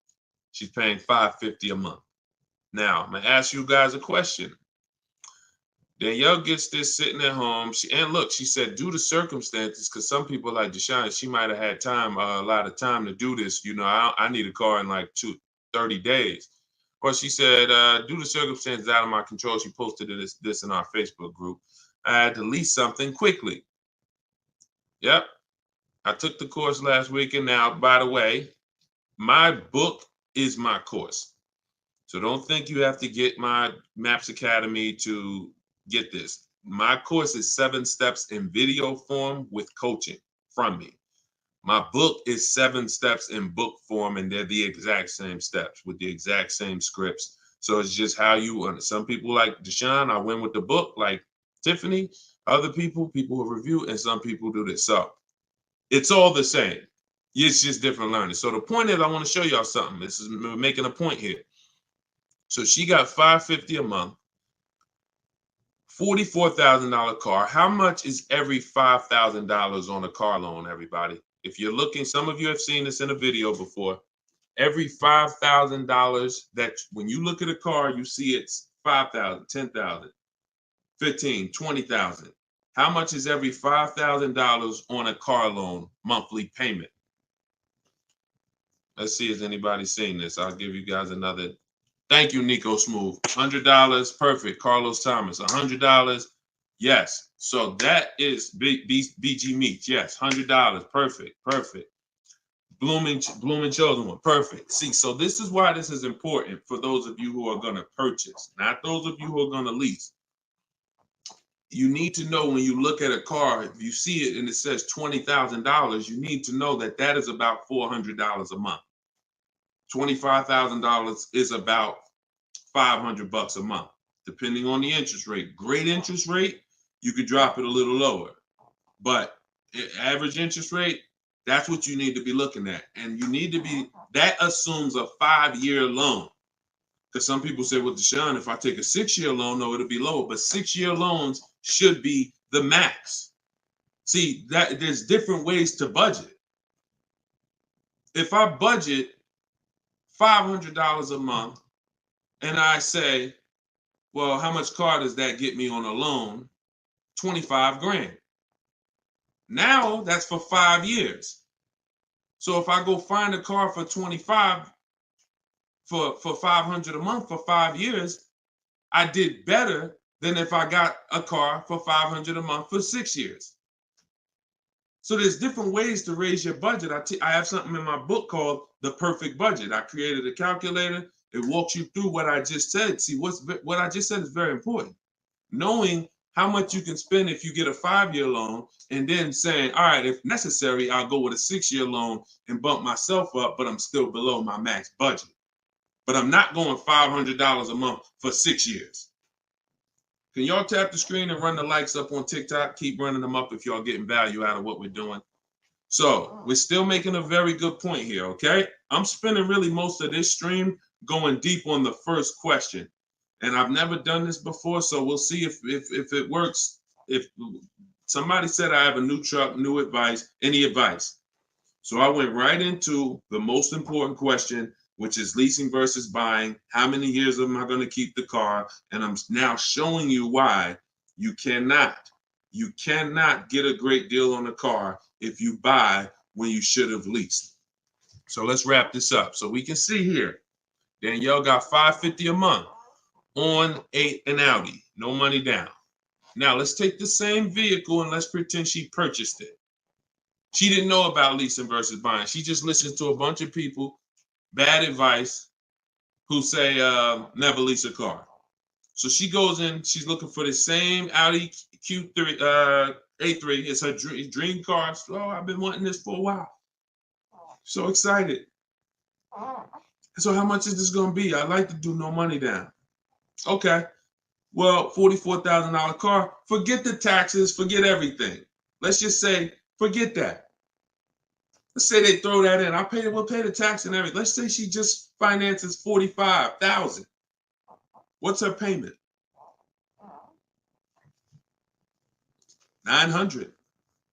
Some of you who are in the math, you would like Deshone, yeah, $900. $900. So she drives out of there. She drives out of there paying $900 for the same car Danielle's paying $550 a month for. Now watch this. Let's just say, now I'm going to show you because I know what you're thinking. Deshone, please send my free book. Okay, I got you. DM me though. I want to stay on topic here. All right, so let's just say some of you are like, well, Deshone, I got a great deal on my last car. I wouldn't pay the same price that Danielle could pay for. Let's say, what's an unbelievable deal on this $44,000 brand new Audi? How much discount? I'm gonna let y'all decide. I'm gonna show you why there is no way for you to get a great deal when you purchase when you should have leased. We're gonna kill this. Some of you are gonna be set free right now. So let's just say, what's a great price? $44,000 brand new Audi Q4 A3. What's just a ridiculous discount? How much off? Let's say like the best deal that you could ever think on a brand new car. Look, all right, it's taking you all a while to type. We're looking. What's up? Heck, none of y'all ever saved money on a car before? Some people, oh, Deshone, I didn't think we could get discounts on cars. All right, I like that. Nico Smooth, I like that. Let's say the person got $10,000 off. Okay? They got $35,000, which is essentially, let's say they got $35,000. The car is $44,000. So let's say they got $9,000 off, which is essentially 20% off the price of the car. Just brand new, nice, popular car. They catch the dealer sleeping, getting bids from home. $10,000, $9,000 off, $35,000. That's what they're getting the car for. Put your taxes on there, because now we're already being super unrealistic. We're not gonna be ridiculously. Let's just say taxes are on there. You know what? Let's just say no. How about this? Not only did she get 20% off, they paid the taxes too. So she really got like $13,000 off. We'll pay the taxes too. Just finance $35,000 even. What's her payment? The most ridiculous new car deal we could ever imagine you've ever seen, we just went over. To show you, no matter how good this is, she still is about to lose because she's purchasing and she should be leasing. Watch this. And I'm going to tell you, when the person who purchases wins, $700. Thank you, paper chasers. Lisa, $650. Those are the estimates. Where do we win at? Imagine if I just gave y'all a ridiculously unreal situation that will never, ever happen. But just to illustrate, if that ever happened, 20% off the car, pay the taxes, her payment's still higher than Danielle leasing. So when does the person who buys win? When they keep the car long enough to outlive the depreciation. Very simple. 8 years. 8 years. It's no comparison. So like you're sitting there and you're like, Deshone, I bought my last car and I've been buying cars all my life. I was just taught you buy your cars, you don't lease them, but I never keep them more than 8 years. If that's you, I want you to type a sad face.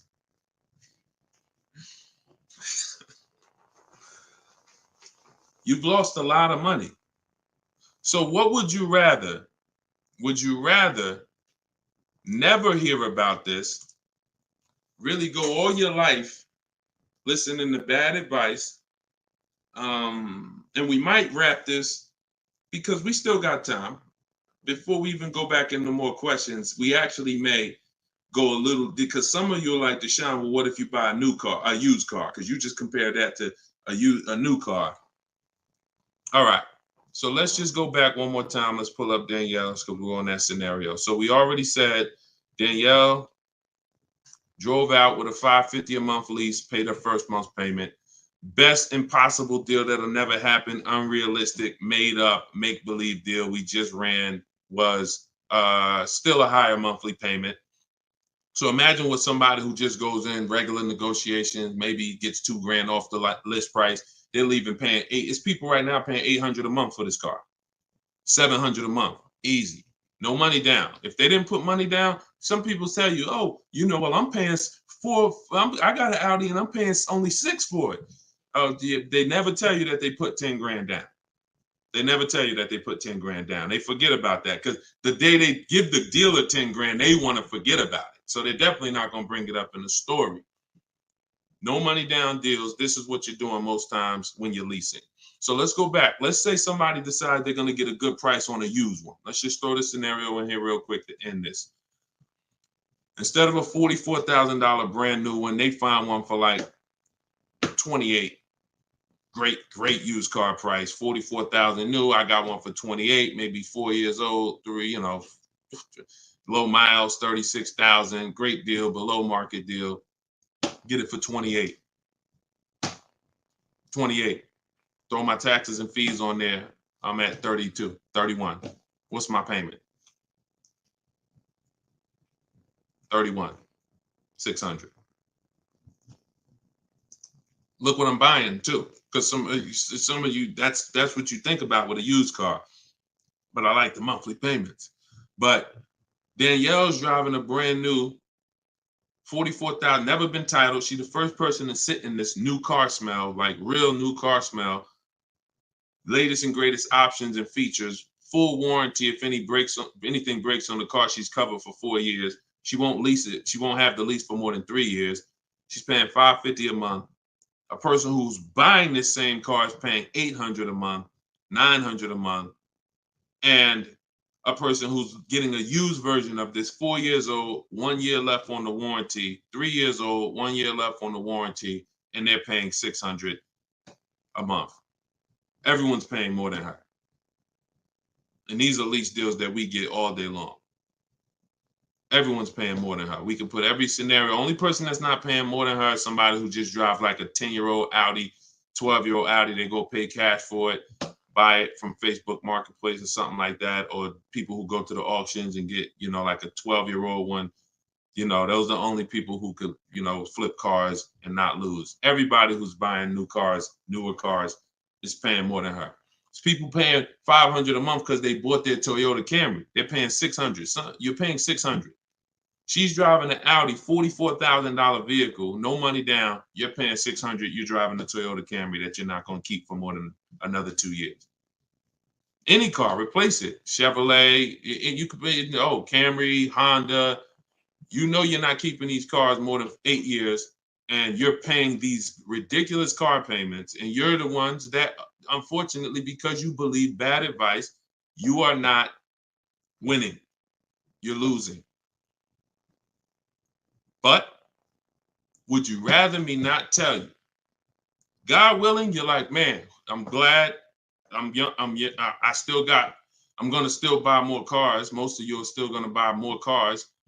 It's good for you to find this out now rather than you never found out and you just passed it down to your family and your kids. And now They heard they don't lease. Now you got your 25-year-old. He never heard about leasing. He goes and he gets himself a $30,000 car because he got a good job. He said, all right, I could afford a $600 a month payment. He gets a $30,000 car. His payment is $600 if he put no money down, or maybe he put 10 grand down, whatever. Point is, he's paying between $400 and $600 a month for this car when he could be leasing a brand new version of that car for $350 a month. $350 a month, $600 a month. These payments are nowhere close. It's nowhere close. Depreciation is the unseen expense. So this is all step one. See what I'm saying? So when you're reading my book, you're going through leasing versions. I got a video on this, by the way. This is in my digital book. I'll link to certain videos to help you guys really understand certain concepts. But this is what we do. This is step one. Leasing versus buying is step one, because I know who was taught, be honest, never lease a car. Type me if you were taught never lease a car. You don't need a down payment, Lisa, and you don't need excellent credit. You need good credit.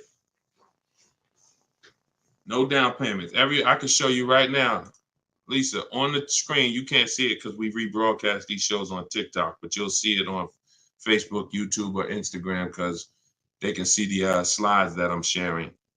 Like every deal that I'm gonna show, like Kimberly.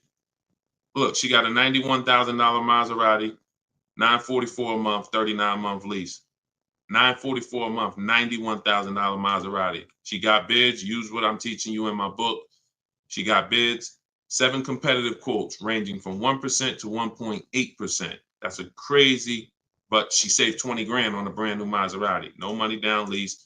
Bonita, this was in the middle of the pandemic. When people were, the Kia Telluride was one of, if not the most popular SUV all through the pandemic. People were paying $800 a month, $900 a month, $1,000 a month for these Kia Tellurides. She leased one in December 2022, and she got it for $600 a month, and she gave them $600. That's all she gave them. So, ask questions. It's better to ask questions about things that, you may not understand versus making statements, because when you make statements, sometimes it can mean you're not in a full posture of learning. But I do get that you're dropping, many of you are, this is a game changer for you. This is a game changer. This is a money changer for you. I mean, my goodness, my brother who I met recently over the last year, he's a neighbor of mine and he's become a close friend. And he had a Kia Telluride, black one, just like her. Totaled it. His wife was in an accident maybe about a month ago and totaled it. And he called me and he said he had saw the 8-year rule and he said, I'm not keeping these cars 8 years. I'm going to lease this one. He leased a Kia Telluride and his best offer on the same vehicle he owned was under $500 a month, no money down. It was like $479, $489. He was just paying, remember, this was a $45,000 Kia Telluride he had. His payment on that car was probably $800-900 a month. So that's his wife totaling that car ended up being a blessing. Got him out of that car. He got the lease. He got the same car, brand new one, and he's paying $300 a month less because he has correct deal structure now. This is so important. That's why I call this the most important question in my book. And this is step one in my process is you ask yourself the most important question. So I'm going to put the banner back up for you guys on Facebook and YouTube. You can actually go to deshonsbook.com. Dolan pinned a comment in the Instagram section, in the Instagram comments. Also in the Facebook and YouTube comments, we've pinned Deshon's book. You can get your copy for 75% off. It's a digital book, so it goes to your email. Make sure you check your spam and your junk folder, but it goes there. You can get it in 3-4 minutes, and you won't pay the normal $97 if you get there before the 30-minute timer goes down. Once the time expires, the price is $97, which is the normal price, and it's worth more than that. It's worth thousands. I wouldn't price it at $97 if it wasn't worth thousands and thousands of dollars. So, but you can get it for 75% off that. You can get it for $24. if you get to my TikTok bio, my Instagram bio before the timer expires. But that's leasing versus buying. That's a quick comparison of leasing versus buying and how there's no way to get a great deal if you buy when you should have leased. No way. So some of you are going to be like, oh, well, I want to transition because I want to get out of my car that I'm financing and move to a lease. You should do that as soon as it makes financial sense. And that means sometimes you have too much negative equity. You can't move right now. So you may have to wait a year or 2 years before you can actually move over. I like that question M asked on YouTube just now. Do you value owning cars without payments? Can you throw that one up, M? Can you throw that one up, Dolan? Who was taught always pay cash for cars? Who was taught, type a $sign if you've heard or you were taught that you should always pay cash for cars. Now, I'm going to tell you, in a market like now, it's great to, all right, I see RJ Velez. Now, there's value in paying cash, and I'm going to tell you where it is, and you got to just, there's no one size fits all. See, the problem, what's been hurting you guys is because you've listened to one size fits all car buying advice. So usually whoever is giving you the advice, they're telling you to buy cars the way they buy cars. Tap the screen on TikTok if this is making sense to y'all. If y'all are following this, keep tapping the screen, running the lights up. Let me know that you're following what we're talking about. So here's what's important. If you're listening to someone who tells you pay cash for cars, buy used cars, that's because they do that. Now, if it makes sense for them, then that's great. But we need to look at paying cash. When does it make financial sense? When does it not? It's based on a couple things. First of all, what are you doing with your money? Because some people say, I don't like car payments. Type me if you don't like car payments. Who said, type that, Deshone, I want to pay cash because I don't like car payments. Can we type that? Can we dialogue on this? Car payments. Anybody? Okay. May not be that many of you right now. There are people who say this, but you don't realize that car payments, when you pay cash, all you're doing is saving up a lot of car payments. So that's all it is, unless you just win the lottery. If you get a lump sum inheritance, that's different.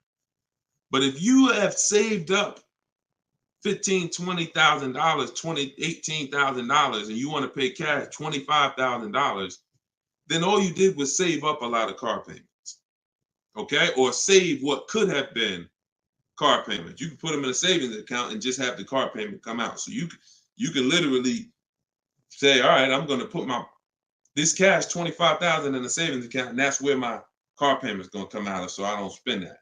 If it makes more sense for me to pay cash, then I'll take the cash. And when it usually makes sense is when the rates are very high. If you can't get a rate that makes really, really, good financial sense, and I mean like we get bids for our rates. We make banks bid, we make credit unions bid, we get multiple offers in what I call the bank bidding war. You get this when you get my book too. This is actually a section I wrote. It's like, maybe it's 3 steps to it of how to get the bank bidding war. But once you get those bids, if you can't get a good rate, then it really doesn't make sense for you to pay cash. I mean, it doesn't make sense for you to borrow the money when you can pay cash for it. But there's an exception to this. What people are doing with their money is relative. So let's just say somebody is investing their money and they can get 10% on their money or 12%. Some of you are in real estate. Some of you are in good investments and businesses, investing into small, things that you can get 15, 20% returns on your money. It doesn't make financial sense. If you could get that type of return on your money, why would you want to put it into a car that's going to get you not just a low return? What's the return on a car, y'all? When you pay cash, you pay $25,000 into a car. What is the return on that? on the cash. What's the cash on cash return?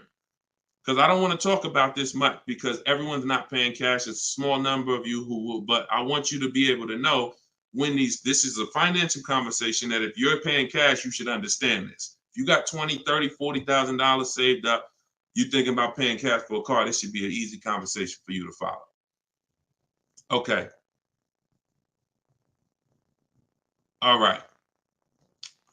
Actually, everybody said the return is 0. I haven't seen anyone who's correct yet because it's not. The return would be 0 if you put the 25 in and then 5 years later you came back and got your 25 out.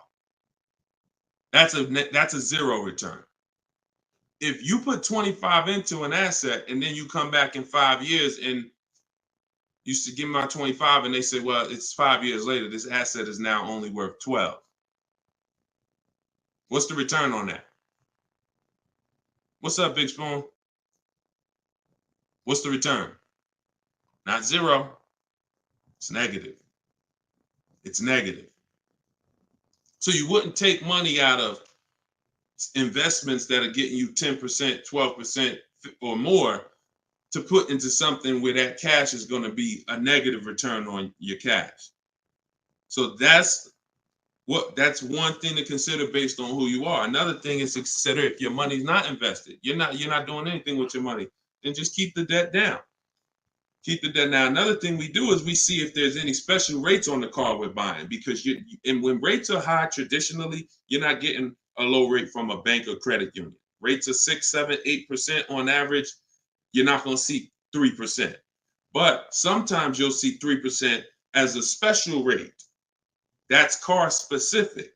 So if I'm shopping for a Mazda CX-5, I'm going to check to see, do they have any special rates this month on the car I'm shopping for? It might be 2.9, 1.9, 0% sometimes. And these are instances where it doesn't make financial sense to pay cash.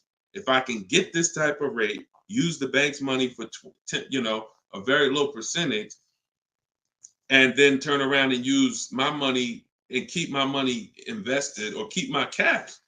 Maybe you just want to have your cash. Once it's in the car, you can't get it. So once you put your money cash in the car, you can't get that money back out until you sell the car. But if you can keep the money and get the car, now you have your cake and you eat it too. I still got my cash, but I'm leveraging the bank's money, paying them small amounts of interest to use it. So people see interest as the only loss. I don't want to pay interest. That's programming. That's not what will be talked about in a finance conversation.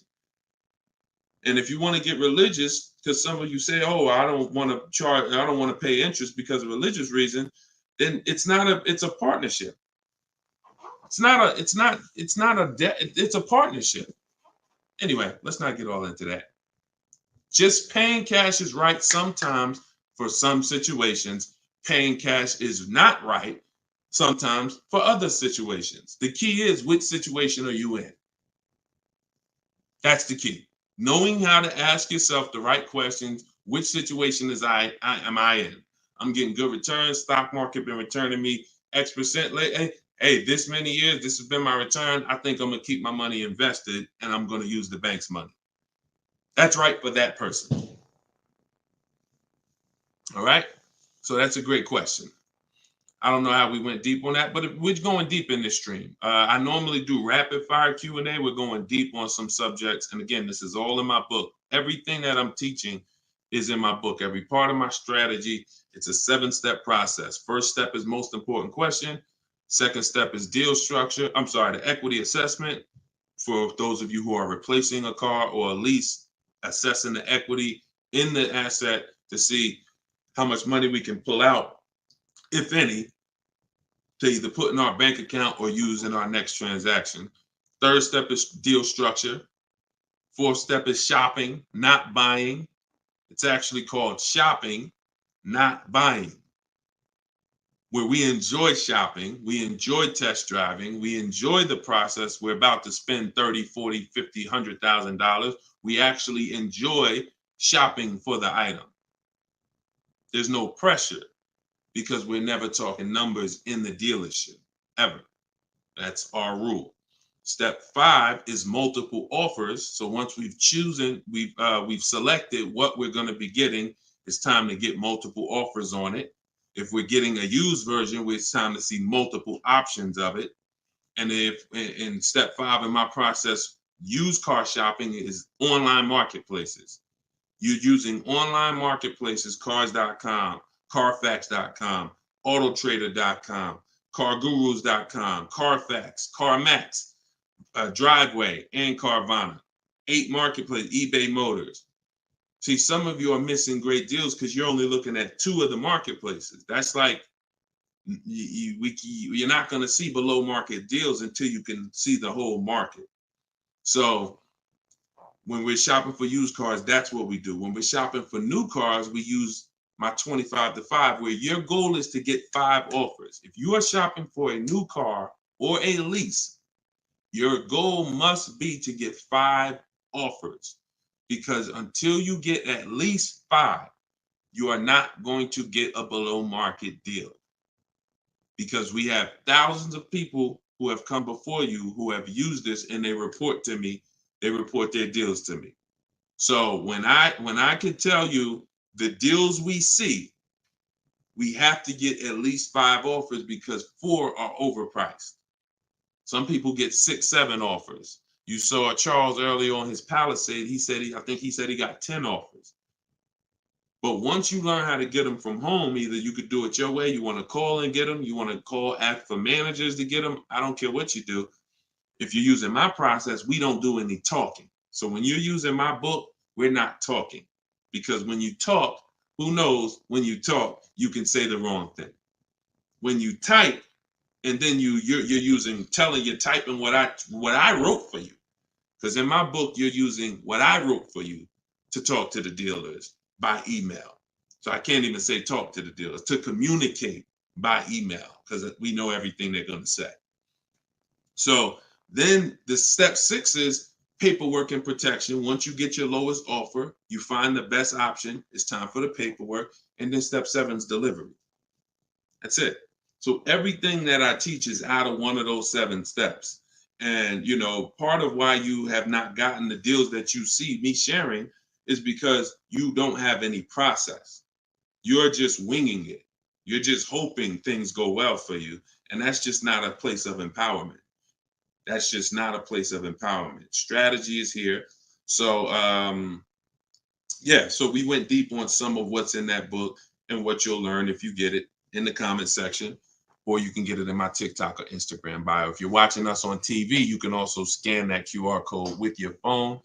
And as long as you get there before, but now you're seeing why the book's worth $97. I see why you priced it at $97, Deshone.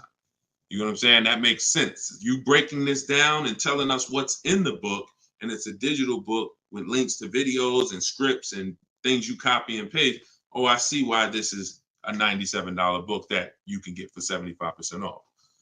$24 before the timer runs out. Go ahead, Dolan. Yeah, this has been good so far, though. I do like this. Are you enjoying this dynamic? If you are, type something. The word something. Let me know you're enjoying this. All right, this is from TikTok. I'm told lease deals are new each month. Yep, they usually are. Why shop if brand has same financing deal? There's no same financing deal. So lease deals change every month. I'm going to make sure I'm trying to understand your question right. I'm told lease deals are new each month. Lease deals usually change every month. Sometimes they'll run the same one for 2 months, but usually something changes about the lease deal either every month or every 2 months. Why shop if the brand has the same financing deal? Well, we're shopping for offers. So shopping is to get offers. The financing versus leasing is the first question you should be asking yourself, though. Because as we spent a long period of time talking about earlier in the stream, one offer is not, you can't get a great deal if you buy when you should have leased. So if you didn't see that, definitely watch the replay on YouTube or Facebook. But the financing and lease deals are extremely different, and they're going to be entirely different prices. And we can't even depend. We don't even. Another thing you're doing, if you're buying a car, looking at the special finance deals is important, because that's how we see if they have 0% or 2% or 3%. But looking at the lease deals is absolutely pointless. Looking at the lease offer I don't even call it a deal. It shouldn't be called a deal. Anything that 100 people can come in and get is not a deal. You're not going to offer a deal to 100 people and say, hey, come on in and we make almost no money. See what Charles paid? Look, on his Palisade, $48,000 Palisade, he's paying $597 a month. Sean getting he got his F-150 Lightning XLT, $73,000 truck. His lowest bid, he saved, he got it for $4,999, what's this?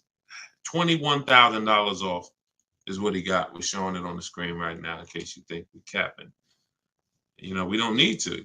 This is, look, Frina, y'all saw Frina, 579. This is Tiffany, who wrote us in when she got her deal using my book. She said, I believe we got a good deal from what we learned from the book. Look, it was a $44,000 MSRP that she got $6,530 off the price. That was her lowest bid. So you're nowhere close to what normal people are paying and what is advertised on these vehicles. What's advertised on these vehicles is not a deal. A below market deal is something where the managers don't really want to make it. But you know what? It could happen for a number of reasons. Somebody wants to beat their competition. Sean said he had to go 100. We shop out of state. You'll get very used when I walk you through shopping from home, and you'll see. I mean, if you're gonna do it your way and you get used to it, you'll see you're in more control. You're in control. So, but a lot of times your best offer is going to come from a dealer that's not close to you, because the dealers that are close to you feel like, why do we need to give them a deal? They're going to come in anyway. Because that's what most people do. You're going to walk in the dealer anyway, and you're going to talk numbers and try to negotiate. That's what most people are going to do. Why do we need to give these people deals? But this person who is now talking to multiple dealers from home, they hold the cards. We hold the cards. And then one person wants to beat everybody, and they do that. But you gotta, I'm gonna say this, and then Dolan, throw the next question up. If everyone could get below market deals, then they wouldn't be below market deals. They would be normal deals. It would be the average price. Y'all, is that clear? Is that clear? If everyone could get below market deals, if it didn't take strategy to get below market deals, then they would just be regular deals. All right, this is Rhino from YouTube. What is a good range of credit score to go for a lease? Great question. Anytime you guys hear a question you like, just start tapping the screen, please. Appreciate y'all continuing to run the likes up on TikTok. What is a good range of credit score for a lease? So what I teach is the parameters. It's more about profile versus just score. The score is one step of your profile. It's one portion of your profile, score. But you also have income. You have something I call comparable credit. I don't call it that. The bureaus call comp credit, which is you've had a car loan before. So you could have a lower than fair credit. You want to be in at least fair. If you're in the fives, I wouldn't go a lease route. I would go a different route, which I have in my book. You get a smart car, set yourself up for a lease. Not the smart car that y'all thinking of, those little ones. It stands for saving money at the right time. We get the smallest car we could get a loan on, pay the payments for 2 years, then we flip into a lease. Because again, payment history weighs very big. So, but if you're in the 620, 630, but you got on-time car payments for the last 3 years, 2 years, 5 years, you might have, high balances with your credit cards, but your car payment has been paid on time, but your credit score is low because you're using a lot of your available credit. So in that case, you got a great shot of getting a lease because you're replacing a car, you're replacing a payment, you're not adding a payment. But usually, you know, 650, 660 and up. 660 and up is usually the best to stay out of that manipulation zone. But again, if you have a lower score than that, but you have good income, good, you know, you've been at your address a long time, these are things that weigh in the profile. You've been on your job a long time, you know, versus, hey, you might have a 700 score, but you only been on your job for 6 months. That could affect you. So it's not just score, it's profile. But most leases are easier to qualify for than you guys would believe. I got my first lease and I had a 6-something credit score. Now I did have to pay, like, I remember like $25 more because of my credit score. I didn't get approved at the first tier. I went up like $25 or something like that. But I was still paying $256 a month for a brand new Pontiac G6. It's a $20,000 car. So I had friends that were paying $500 a month for Toyota Corollas, $20,000 cars. You know, $23,000 brand new Toyota Corolla. They're paying $500. They're paying, you know, and I'm paying $256. These things make a difference in households. Thank you for answering, brother. Just purchased your book too on your website. Enjoy it, brother. Now, I don't even say enjoy it. I use it. Use it. And there's two ways to use it. You could. I don't recommend going through the book and then shopping. I recommend you don't, like, the book is written in a way where I ask you. It's like if you called me and said, "Hey, D, what's my first step? Here, do this, and then call me back." You wouldn't call me and be like, "Deshone, give me all the steps." I wouldn't give you all the steps because you would forget them. I would tell you, all right, how many years we keep in the car? 4. Okay, we leasing. How many years we keep in the car? 10. All right, we purchasing. Then we're gonna move to the next question. We need to do our equity assessment. Go on these websites, call your bank, get your payoff, do these steps, call me back. Okay, boom, I did that. All right. So once you put those things in an order, you'll see that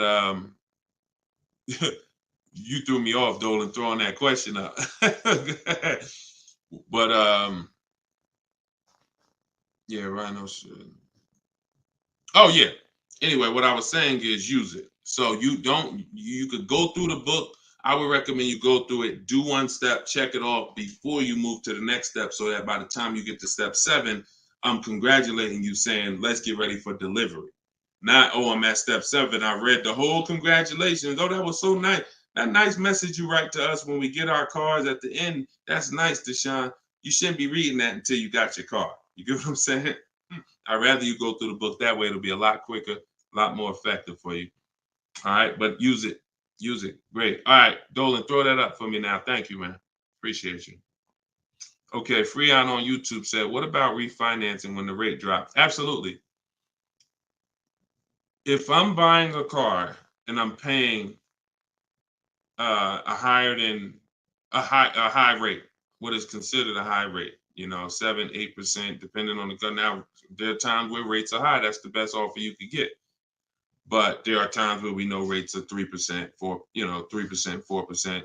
There's time when the rates was 2 and change from the credit unions and things of that nature. So, relative to what they've been, these rates are high. So, yes, as long as you have a great car, the goal is always to get a great car. You could change the loan, like Freon said, by refinancing. So let's say I have horrible credit, 400 score, I need a car.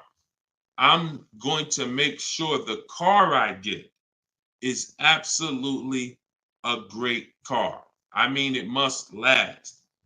This is the thing you need to be looking for. I need to make sure I'm getting a car that's going to last, because I could always fix the loan. But if you fix the loan refinance, but you got a bad car. You got a car with 100,000 miles on it, and now you're saying you're going to keep it 8 years. You're not keeping that car 8 years in a lot of cases. It has too many miles on it. So you should be shopping for a car saying, okay, I'm planning on keeping this 18 years. I want to get myself something with 60,000 miles. Now that might mean you can't get the big SUV. But if you get the big SUV and then the car breaks down in 4 years, it defeats the purpose anyway. So you could always fix the loan. Don't get a bad car. Very, very important. Or that really destroys a lot of these long-term plans that you need to have. Okay? But yes, everyone will be refinancing when the rates drop. That's for sure. Go ahead, Dolan. Next one, please. Great questions. Great questions. Yes, these are some great questions. From TikTok, I have a car with a lease ending in a couple months. Buyout is 35, but Kelly's Blue Book is 44.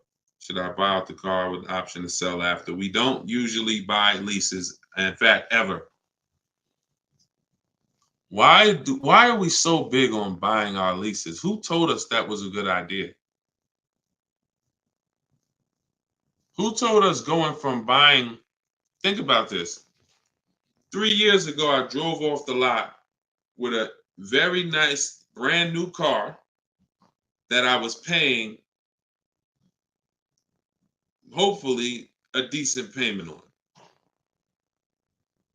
Why am I going to stop doing that to now buy a used car? What's the benefit to us buying these leases out? Maybe I don't see it, because what I explain is it's a horrible idea. It's a horrible idea. One exception, if you're keeping the lease 8 more years after you buy it, then it's fine, because it's just like you bought a used car. So you really kept the car how many years if you leased it for 3 years and you're keeping it another 8? See what I'm saying? 11 years. So you're going to win. It's still a bad idea, but you'll win somewhat if you keep the whole car 11 years, because I'm going to tell you why. Once you get a used car, you reset everything. You got a new, that's a whole separate transaction. If you lease a car, your payment on that lease is going to be, let's just say your payment on the lease is $450 a month. What you're going to find in most cases, if you buy the lease out, to get a $450 a month payment, you got to take a 6-year loan. To get a $450 a month payment, you got to take a 6-year loan. So you already leased the car for 3 years, and now you're purchasing the balance for another 6. You leased the car for 3, you're purchasing it for another 6. That's 9 years. So why did I just say the only way to win when you buy your lease is to keep it at least 11 years? Because how many years of payments are most people going to have? 9. 9. 9. Can we let that sink in? A person who buys their lease, like most people are going to buy them with 6-year loans, you're paying for 9 years on the same car. 9. Even if you get a 5-year loan, 8 years on the same car. So it'd be a shame to go pay 8 years on the same car and then turn around and do that all over again. So you want to keep it long enough to at least, hey, I had 2 years of no payments though. You know, I had that car 11 years. I only had 2 years of no payments on it. That's a pretty bad way to live. You're paying on 9 years old, 8 years old, you're still paying on the same car. 7 years old, still paying on the same car. This is why buying your lease is a horrible idea in most cases. From the start, you should either be leasing or you should be buying a used car. It's one or the other. and you're buying a used car that if you plan to keep it 8 or more years, you're leasing if you're not planning to keep the car 8 years. That's it. Not many cases where these make sense. Go ahead, Dolan. It's a great question though. And you know, I'm hoping we can help a lot of people stop doing that. And eventually maybe 10 years from now, 15 years from now, people won't be asking these questions, but it's a very, very common question. Go ahead, Dolan. Shoot the next one up, bro. Nico Smooth on YouTube. What's up, my man? Deshone, if I wanted to counter offer lower than what the calculator generated, would that be realistic? Getting 1.4% would like to get around 1. If your lowest offer is 1.4, then that's the lease program. If your offers are 1.4, your offers should not be the same. That means you don't have enough offers. If all the offers are in one spot, 1.4, that means you're not getting enough. Once you get 5, 7, you'll see they should be at least $150 to $200 a month difference. That's how it should be. 400 to 600 a month. 600 to 800, 600 to 750. That's how it should be. Now, if you once your lowest offer is 1.4, but you have 1.6, 1.7, higher offers than that, then 1.4 is the best. And that's the lease program. There's nothing you can do about the lease program. All you're doing is finding the dealer that's going to agree to discount the car the largest amount. The lease program is then going to dictate what the payment's going to be. But yeah, you're on the right track. Go to a Plan B vehicle. It's surprising how different every single vehicle has a different lease program. In regards to what you and just to really hammer this home, Zafrina, who we showed first at the beginning of the stream, she had a $579 a month lease on a $65,000 truck. She was shopping for a Jeep Grand Cherokee Limited because that's what they had and they were replacing the lease. So she gets a 1.1 and change. It was like under 1.2, like 1.19 or something like that. That was her best offer on a Jeep Grand Cherokee Limited. That's a great lease. That's a great deal. 600. That's a great lease deal. Probably a $450 payment on a $40,000. Great lease deal. But she said this guy is saying that he thinks he might be able to do better on a hybrid Jeep Grand Cherokee Limited. He said he could probably get me below the 1%. I said, okay, you need to get 5 more offers at least. Because what if he's saying he could do better on that version, that means that version has a better lease program, which means you need to get your 5 offers again. She called me 48 hours later. Well, she posted in our group saying that she had gotten that $579 a month, which was a 0.88% lease. So that's not only is every vehicle have a different lease program, every trim level has a different lease program. Almost trim levels can have different lease programs attached to them. In many cases, they do. All right, great question though. You could also wait it out, Nico, if you have a little more time and see what the programs are next month. Go ahead, Dolan. You can shoot the next one up. Can you lease a car if you have a bankruptcy? Sure, but you need to rebuild your credit. You need to get your, if you start in blank, I know people that have had a bankruptcy, got a discharge, and they are at a 700 score in like a year. So I will be following Shonda Martin. You know, I recommend her to everybody. She has great strategies on credit. She does a lot of live streams like me, and she has great strategies. So I think she's on every platform. Yeah, she's on every platform that we're on. So Shonda Martin. But yeah, get yourself up to like a 680, which is not hard to do because you're starting fresh. Many times a Chevy or a Ford, a Honda, Hyundai, Mazda, Subaru, these leases don't need you to be incredible. If you have a good job, long history on your job, and a 680 score, you're going to get most of these leases. These are not like luxury leases to the point where they're snooty. All right, go ahead, Dolan.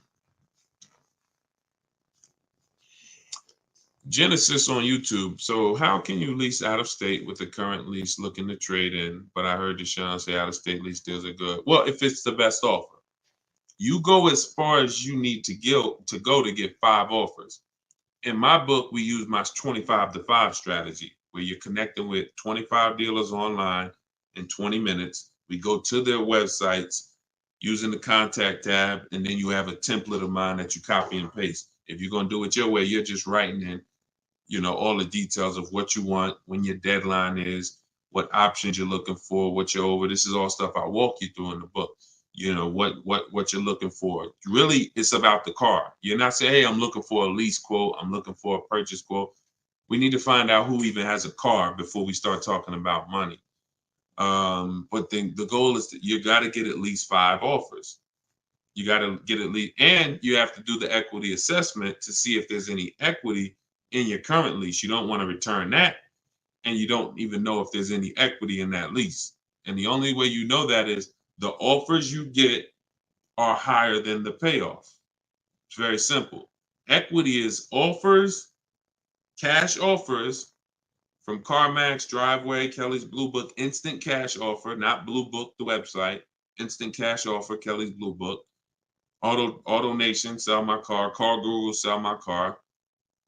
You have to get these offers, and if those offers are higher than your payoff, then you have equity when you sell the car to these people. If you have a third-party restriction, you can't sell the car directly to them. You got to sell to a local dealership. You got to get bids from a local dealership. I teach you how to do that. For those of you who have third-party restrictions, we talk to used car managers to sell our leases. So I've been doing this since 2006. Like, if I wasn't called to build these companies, then I would be. If I wasn't called to build these companies, there's no doubt I would be selling cars, making $200,000, $300,000, $400,000 a year. There's no doubt about it. But that's not the path God had for me. So what I'm telling you is based on me understanding 99.9% of the car buying of the industry inside and out, and giving you the way to actually stay in control, call the shots, have the business come to you, have the banks come to you, have the cash offers come to you, and then you're just simply picking the best ones as they come to you. So this is all in my book, Cars from Home, 7 Steps to Saving Time, Money, and Avoiding Dealerships. It's a digital book. You can get your copy for 75% off in my TikTok bio, in my Instagram bio, or we have a comment pin. Dolan, can you post the comment for everybody again on Facebook and YouTube? Just copy and paste that comment for everybody.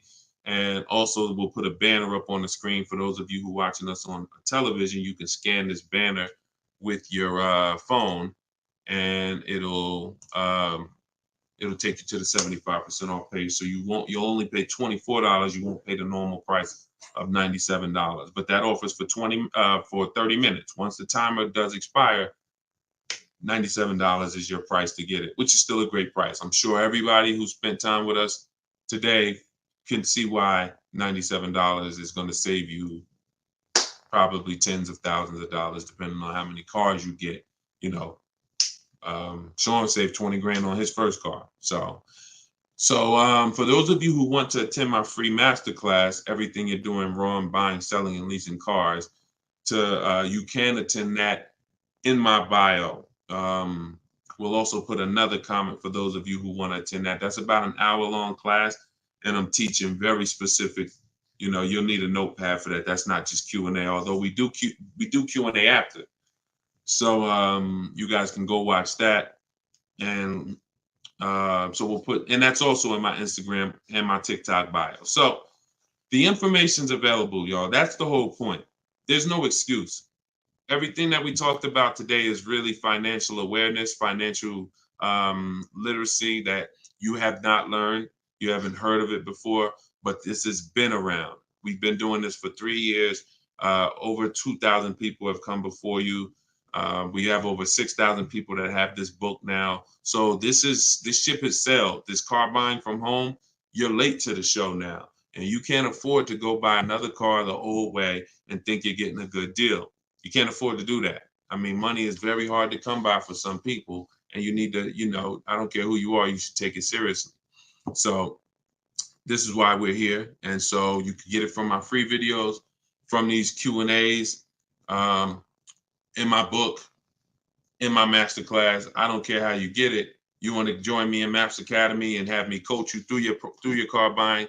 I don't care how you get it. Just make sure you get it. Get in where you fit it. All right. So that was episode 17. All right. We'll see you on episode 18. God bless y'all.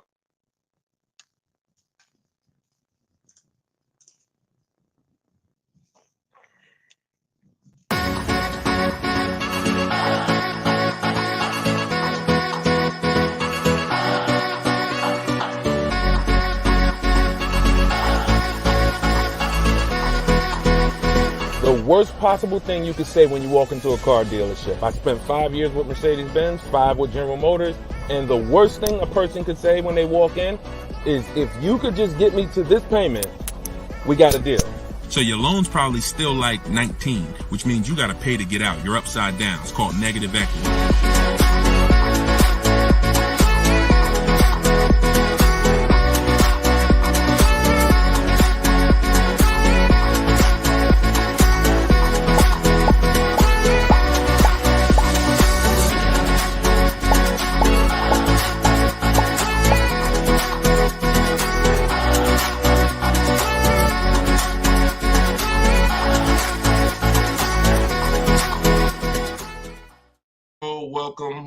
Welcome. This is episode 17 of Car Shopping Questions and Answers. I am your host, Deshone the Auto Advisor, and we do these live shows throughout the day, throughout the week, to make sure that you have access to cutting edge car shopping strategy, which is the science of making dealers and banks bid for your business instead of negotiating the old-fashioned way. So that is what we do here. Frankie boy, good to see you, Frankie boy, on TikTok. Kev, I see you on TikTok. We are live on all 4 platforms: TikTok, Instagram, YouTube, and Facebook. We have Dolan in the background. He's going to be pulling in your questions for the show. So as you're here, you can start typing your questions. Let's get the housekeeping out of the way as well. Could everybody who shares great information hit the share button? Also, I'm the author of the new digital book, Cars from Home. It's called Car Shop. It's a 7-step system that we use to car shop, and we get bids from home. Everybody that you're going to hear me talking about today, I'll be sharing a lot of different people throughout the broadcast that use this system, so that you can see the different results that you will get when you start learning to make dealers bid for your business instead of negotiating the old-fashioned way. So thank you to everyone who has reviewed the book. Again, this is our Thursday, 12 p.m. live. It's May 9th, so you guys can start typing your questions if you are here with us live. And for all of you who do want your copy of my new book, Cars from Home, 7 Steps to Saving Time, Money, and Avoiding Dealers. We have a link in the comment section on Facebook for you guys. We also have a link inside my TikTok bio, inside my Instagram bio, that you guys can use to get your 75% off your copy. So you won't pay the $97 price. You'll pay $24, but it's only for 30 minutes. So once the 30-minute timer is up, the price is $97, and it's a great price. So all of these people you'll be hearing throughout the show have used the strategies that are in this book to save thousands and thousands of dollars from home. And that's where I'd like you to be as well. So Dolan, as you get the first questions coming in, feel free to throw them up, and we'll get right to it, y'all. Let's go. Whenever you don't see the banner above me, you know we're actually live. When you see the banner, that means we're rebroadcasting, because we do rebroadcast this show throughout the day. But whenever you don't see the banner, that means we are absolutely live. Okay, so start typing your questions. Type them fast, and we'll get to it. T. Del Mar on Instagram. I'm leasing. Now test drive. Why do I ask for an older salesperson? Won't any salesperson be okay? No, any salesperson will not be okay. Some salespeople will bring you in for a test drive, We talk to people who are experienced in the dealership. So when we talk to them and we ask them, do they have a car that we're coming to see? We know 9 times out of 10, they're going to be honest with us. You get a new kid on the block or a salesperson who doesn't care about this stuff, they'll get there. Who's ever gotten to a dealership, was coming for a test drive, and then the dealership said, oh, that car got sold, or that car is not here anymore by the time you get there? If you've ever had that happen, type me. You set up a test drive, you come in, oh, I was coming to see that car. Oh, it sold like, 2 hours ago. It just sold. See, when you're dealing with experienced salespeople who are honest, exactly, Peaceful Grace on TikTok, you understand. So this is why every step that I teach is important. Even things that you might see, okay, why is he telling us ask for this person? It's because if you don't, you run the risk of running into a salesperson who doesn't care. Oh, they'll get there and just, oh, well, that car sold, but hey, I might have another one. Let's look at some other ones. No, we don't go for that. We don't go for that. Our test drive is strategically set up to try to guarantee a successful test drive where we can be in and out that dealership in 20, no more than 30 minutes and coming home. Okay, let's go. Nothing is left to chance. All right, go ahead, Dola, shoot the next one and keep your questions coming, everybody. We'll try to get through as many as we can.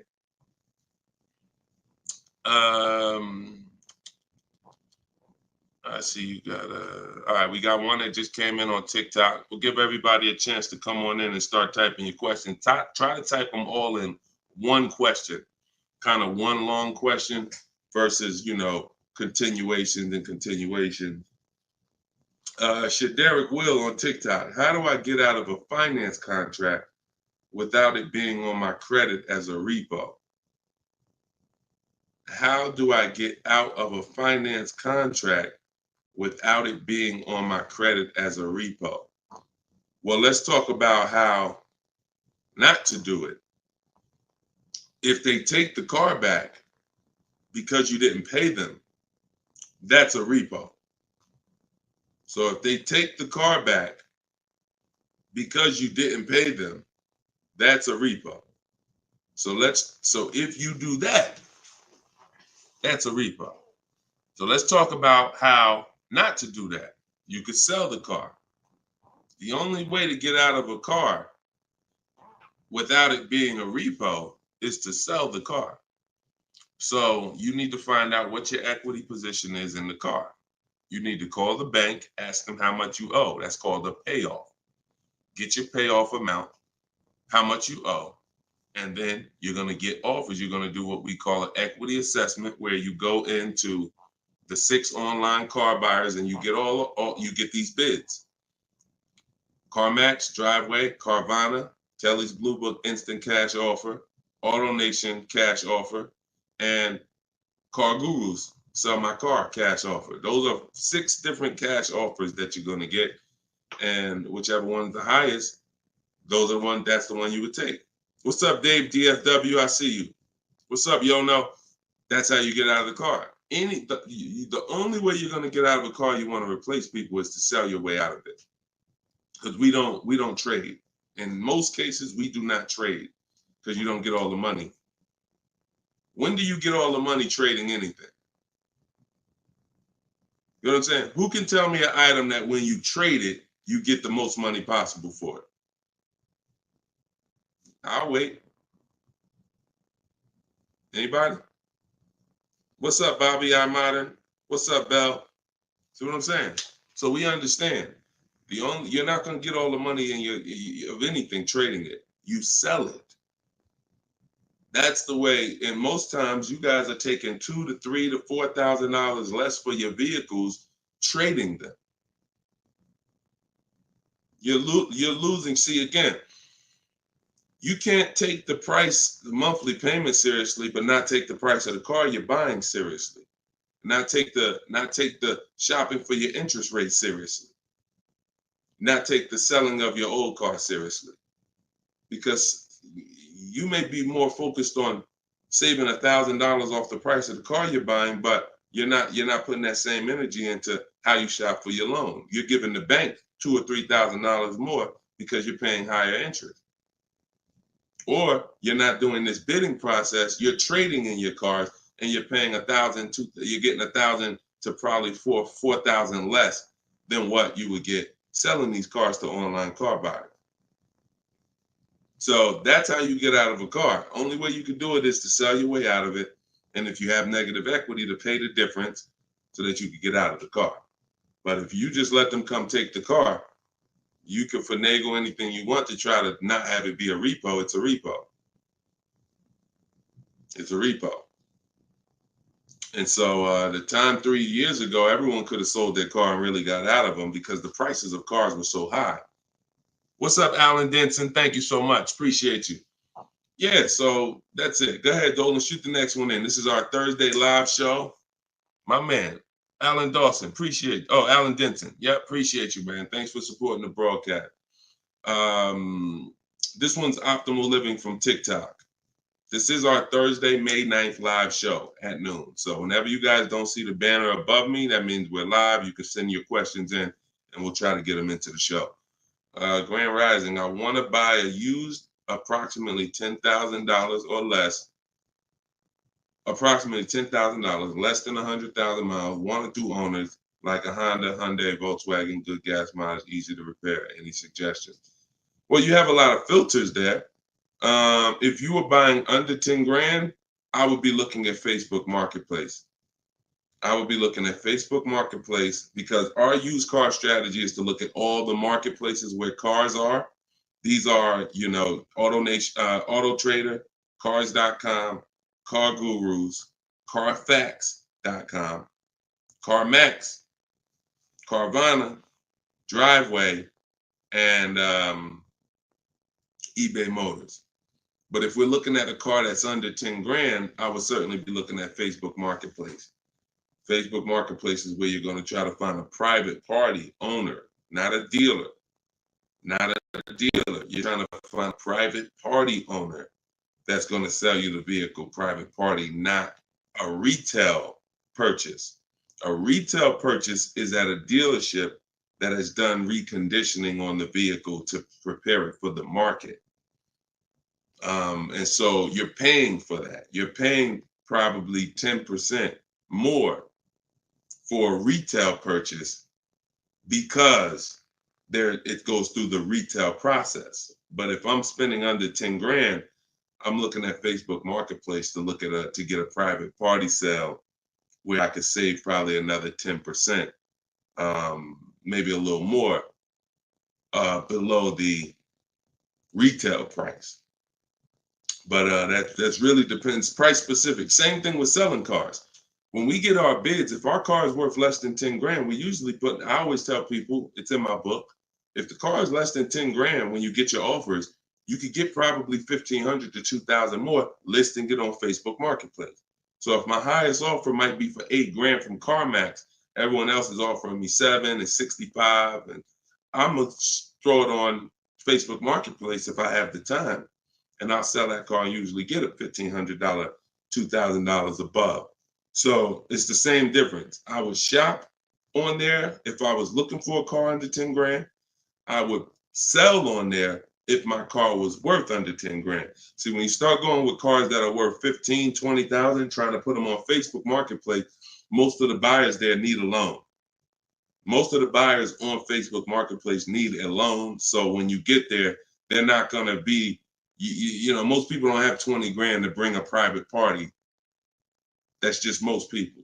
So the buying pool is very small for 15 to 20 grand, 30 grand private party. But the buying pool is very big for under 10 grand private party. So you always want to go to where the buyers are, where the best opportunities are. So yeah, that's what I would be doing. Great question, Optimal Living. All right, keep the questions coming, y'all. I see Sharita said, hey, I got the book. I'm stoked. This is great info. Thank you so much, Sharita. Enjoy it, use it. The things that are in my 7-step book, y'all, is everything you're learning right now. So everything that I'm teaching you is out of one of my 7 steps in my car shopping process. My book is called Cars from Home. So it's all designed to teach you the science, walk you through the science step by step of doing 90% of your car purchase from home 90% of your savings are done at home, not in a dealership. The only thing we're doing in a dealership is test driving, is having our car appraised if we have a third-party restriction by a used car manager, and picking up our car if they don't deliver. Those are the only three things we are doing inside a dealership. All the negotiating, the price saving, the shopping the market, the research, the working with the bank, that's all done at home. And some people, some of you are going to do 100% of your purchase from home. If it's a new car or a lease, some of you could do 100% of it, because if the dealer delivers, literally you never went into the dealership except for the test drive, and then we get our bids and we make the we accept the best offer. This is somebody who just got a bid. You can see the dates not too long ago. Look, I contacted 25 dealers. Some of you know my system is used to, we connect with 25 dealers, with our goal being to get 5 offers. Because what percentage of offers is overpriced? Let's see if anybody on here knows. If anybody's been spending time with us, this might be a lot of your first time with us on the stream, but what percentage of dealers is overpriced? Let's see who knows. And this is why you must get at least 5 offers. At least 5 offers, because what percentage of dealers are overpriced, everybody? Let's see. All right, we may got a lot of new people on here. Maybe nobody knows. No, not 100%, Twan. Not 100%. Thank you, T. Delmar. 80%. Exactly. 80%. T. Delmar, Instagram got it. 80% of dealers are overpriced. Now, this is not my opinion. I'm telling you guys. I've been working with people all around this country. I opened up my car buying school, Maps Academy, 2021. We have probably over 6,000 people now that have our book. So people report deals to me. I have hundreds of people who over the years report their deals to me. And that's what we see. We see 80% of the quotes we get are higher than the best quote. So when you get your 5 offers, one of them is going to blow the other ones away, but the other ones are going to be significantly higher. And when you look at somebody like this is Teddy. Teddy he said, I received 10 offers. He said, I only use the scripts provided. So in my book are the scripts he's talking about that you copy and paste. This dealer's initial quote came back at 937. Using the counter offer calculator, which you have in my book as well. Using the counter offer calculator, I countered at, I closed on this, wait, hold on, I can't even read. I closed on this 2024 BMW i4. MSRP is $73,855. $73,000. Pay attention to this, y'all. I counted at 829. He came back with 856. My highest offer during this process from a different dealer was 1123. My local dealer, there's a lot happening here in this post if y'all pay attention and dissect it. My local dealer came in at 986 and even told me in an email that he didn't think I'd find a better deal out there. I didn't speak to one salesman on the phone until after the credit was ran and the deal was secured. I even got them to cover my last 2 lease payments. This is how you get, see, if I was to ask Teddy right now, Teddy, bet me $1,000 that there's not a better deal out there. He'd most likely take the bet because he connected with 25 dealers. He got 10 offers. He used it. You can never accept a deal without countering, because we don't know what the bottom is until they say no to the counter, or until they say, no, I can't do that, but I could do this. Now we know they're at the bottom. So all of this stuff can't happen. You're not going to have price assurance, which means you guarantee you paid the lowest price, and you're not going to be able to get these numbers until you sit at home and start getting the offers at home. It is impossible to get these types of numbers, this type of confidence, this type of assurance walking into one dealer. Even if you got a good price, there's no way you even know it's a good price. until you have enough offers to know this one right here is the best offer. He might have thought his local dealer was making him the best offer at 890. What he says, local dealer came back 986, because remember he has other offers that are 1100. But if he accepts that offer, he's never pulling away in this BMW for $856 a month, a $73,000 vehicle. Now, again, I'm gonna ask y'all before we pull up the next question, and we are live right now. It's Thursday, it's May 9th, and this is our 12 p.m. show. Once again, I'm gonna ask y'all a question. When you look at what he's paying, some of you have seen every $5,000 on the price of a car is how much a month? Every $5,000, because this is a $73,000 car. Now I'm going to talk to some of you who don't understand leasing, some of you who are taught you always buy your cars no matter what, and I'm going to show you what this car would have cost him monthly, if he didn't know that leasing was better for him because he doesn't keep his car 8 years. Thank you, Gerard Young. Every $5,000, Gerard just answered. Emo also answered it on YouTube. The question was, every $5,000 on the price of a car is how much per month? Approximately $100 a month.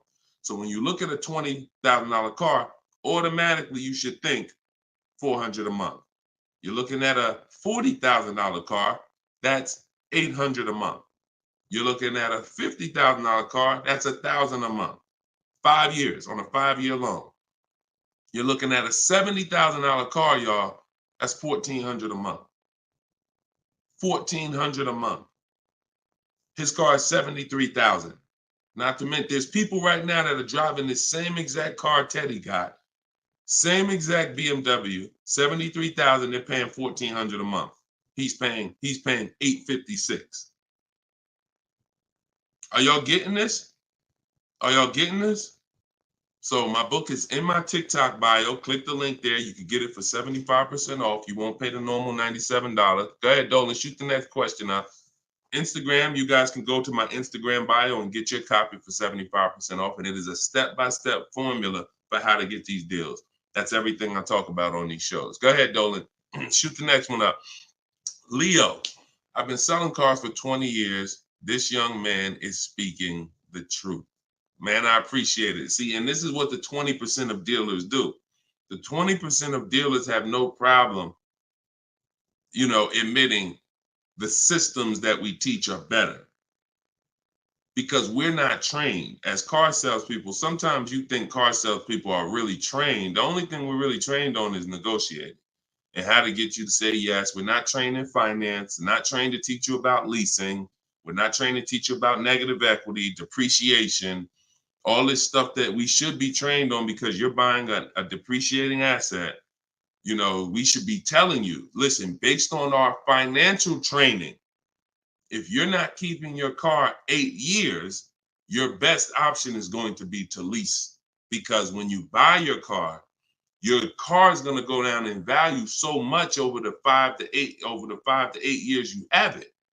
If you turn around and replace it, you're going to lose all that money. Your car is going down in value way too much over 5 to 8 years for you to turn around and right after that. You need to keep it after that. That's when you keep it. 8 years is that's when you keep it, because now you're like, man, I put all this money in this car. Yes, it may not be worth what I bought it for, which was $40,000 8 years ago. It might only be worth $10,000 today, but I'm gonna keep it now because 3 years from now, it's gonna still be worth probably $8,000.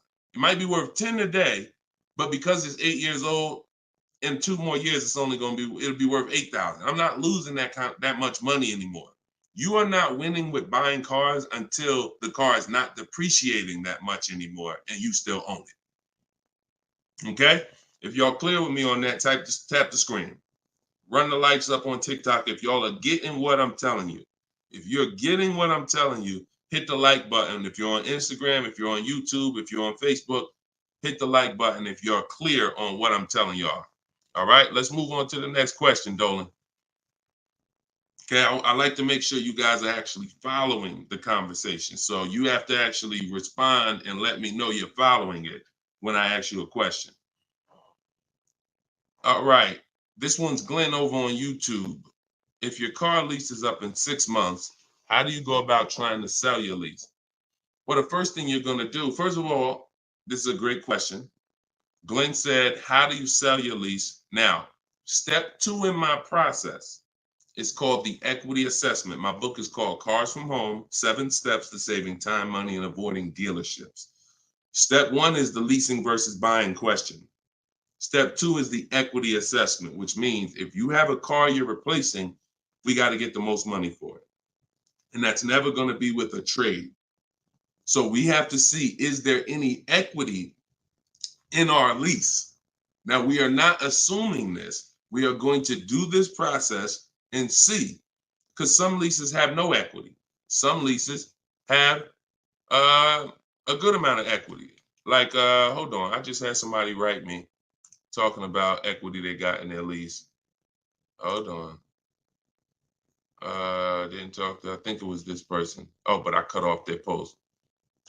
Somebody said they just got $4,000 here, and I always like to say this. I always like to show this stuff so people understand. You know, we operate with documentation. So when you are getting how you determine if you have equity is with cash offers, not with algorithms. KellysBlueBook.com. Blue Book says my car is worth this. That means I have equity. No, Blue Book doesn't buy cars. So what you want to do is you want to determine if you have equity by calling your bank. You're going to get your payoff, which is how much you owe. And then you are going to go on the websites that I'm laying out for you. It takes you 20 minutes. If you can't take 20 minutes to go on a website to fight for your money, you don't deserve it. You're going to CarMax, you're going to Driveway, you're going to Carvana, you're going to Kelly's Blue Book Instant Cash Offer, where they connect you with a local dealer to get a cash offer. You're going to Car Guru, Sell My Car, and you're going to Auto Nation, Sell My Car. And that's going to give you up to 6 offers. And if you have a lease, you need to ask your bank, do you have a third-party restriction? And if they say you have a third-party restriction, then if you have equity, you're going to be selling to a local dealer, not to one of the local online buyers. If you don't have a third-party restriction, we sell to the highest online buyer. If you do, we sell to the highest bidder among used car dealers. So it's just simple. There's different processes. I don't teach one size fits all car buying. So some of you who have a lease with a third party restriction, you're going to use one strategy. Those of you who don't have a third party restriction, you're going to use a different strategy. Those of you who don't have any money you owe on your car is paid off. You don't need to call your bank. You just need to go on those websites and get the offers. So, and when you're on there, if you have a lease, there's going to be a part where it says, is your car owned, financed, or leased? You want to put owned. It's very important. Don't put lease, because it triggers something in their websites. So that's step 2. I go over this thoroughly in my book. This is called the equity assessment. You can't, listen, you need to get bids. Bids. That is my favorite word, that multiple offers. The reason why you are not saving the money that you could be saving is because you're not getting bids. The reason why you don't have the confidence when you leave a dealership that you got the best price is because you're not getting bids. It's very simple. Start getting bids and you're going to save more money and make more money selling your cars, and you'll see why we don't trade in cars. That's the equity assessment. Okay, step 2 in my book. Go ahead, Dolan, shoot the next one up. All right. Yep. Wanda said my last lease had 5,000 in equity on TikTok. Amen. I sold the lease a couple years ago when prices were super high. I made $10,200. My mother did. I made $9,000 on my Jeep Grand Cherokee. That was in 2021, I believe, 2021. Yep. It was ridiculous money. So the 9, 10 grand, 12 grand lease, those are not really there anymore. But we still see people that are making 2 and 3 and 5,000 for sure. Rudy on Facebook, how are you? Good afternoon, Deshone. I'm new to the live stream. Welcome. Who's new to the stream? If this is your first time here, type 1. Type the number 1 if this is your first time here. I'm looking for a 2020 SUV, Mercedes GLB 250, 4MATIC, less than 20,000 miles. Drives over 120. I see you, Yvette. Drives over 120 miles daily. We have been looking in different car websites. Still haven't found one that matches our max of 30K. Any suggestions? We live in New Hampshire. We've been looking in Massachusetts as well. Should we be expanding our searching area? Thank you for your help and keep up the great work. Absolutely. Yes, you should be expanding your search area. If you're looking for a 3-year-old vehicle with less than 20,000 miles, right now, you got to look at the age of the car. When you're searching for a used car, you got to remember a car comes out the year before the year we're in. So if a car is a 2020, it was released in 2019, most likely, which means you're calculating the age based on then. So if you're looking for a car that was released in 2019, and right now we're in 2025, you're looking at a car that's 6 years old. If you're looking at a car that was released in, 2022, and we're in 2024, then it's 2 years old. So you need to look and say, okay, how old is the car I'm looking for? And then we can look at the mileage. Because if you're looking for a car that's 4 years old, but you're looking for it to be driven 20,000 miles or less, that means you're only looking for a car that has a 5,000 a year average. That's going to be very tough. I like to go with it. I like to look at 10,000 a year, and then I like to go to 12. Now, we're talking about how we expand the search of our used cars, because the whole goal is to expand the search slowly. So if you were looking at the 2020, 20,000 miles, now go up to 30,000 miles. I would go up to 40,000 miles, because 40,000 miles still means it's driven lower than average. Just to show, so average miles is 10 to 12,000 miles a year.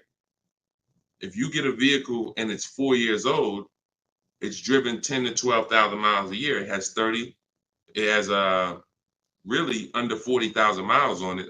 It means it's been driven under 10,000 per year. So you're really looking for the mileage. It's the mileage that I think is really going to limit you. Now you could expand your search wide, like you said. There's many ways to expand it. You could go 100 miles out. You could go 200 miles out. You can go 500 miles out. But you could also expand the search by lowering the mileage threshold and saying, all right, I'm looking for something that has, under 40,000. If it has 36,000, 38,000, 30, I'm good with looking at those. And I think that's going to give you a lot more options, considering how old the car is and how many miles you're looking for it to have. That's way, way, way, way, way below average driven miles. Way, way, way below. And when you have just, you're looking for a car that's only been driven 5,000 miles per year, you're going to have a harder time doing that than looking for a car that's been driven 10. So once we do that, we're still narrowing it down in other ways. Carfax title history, service records, accident history, verifying there's no fake fees. So we have other narrowing down processes. Then we get the new window sticker to make sure, because you can't know you paid a great price without knowing what the original price was. Who's bought a used car in their life? Type the letter U. Type the letter U, and I'm gonna tell before Dolan pulls up the next question, I want to make a point here to how just not having strategy, you guys are missing the things that you should be using to determine if you're getting deals. Yvette, you, I see you. Okay. Richard on Instagram, you, I see you. Leslie on TikTok, I see you. Alex, I see you. Derek, I see you. Harold, I see you. Kathy, I see you. Okay, so let me show you something. When I was buying my Infiniti truck, all of the trucks we were looking at were white. All of them were priced between 30 and 32,000 as a used vehicle. 30 and 32,000.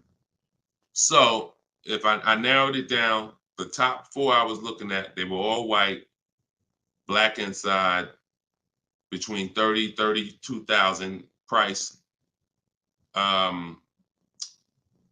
Similar miles, one may have 26,000 miles, but the highest one has 36 similar miles. So I'm narrowed this down. Now, this is where many of you you don't have the information to make the right decision, because the determining factor of which vehicle I chose was based on the brand new price.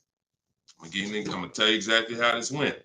Once I got the brand new price, I got the brand new window sticker on all of these cars, I was able to see that one of the cars brand new was 46,000. One of the cars brand new was 48,000. One of the cars brand new was 52,000. And one of the cars brand new, which is the one I ended up getting, was 54,500. It was a special edition. It has all of these features on it, has all these packages. It has different rims. It has all these different things. Now, if I would have picked the other ones, because the asking price was lower, I would have made a horrible decision. Paying 31,000 for a car that was originally 46,000 is nowhere near as good of a deal as paying 31,800, which is what I paid for a car that was originally 54,000. This is what I call in my book the true value percentage. The true value percentage discount is what the vehicle is being sold for relative to what it was when it was new.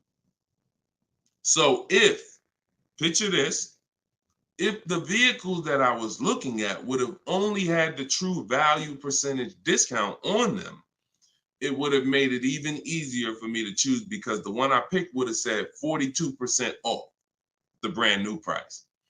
The ones that I didn't pick would have said 38% off the brand new price, 36% off the brand new price, 32% off the brand new price.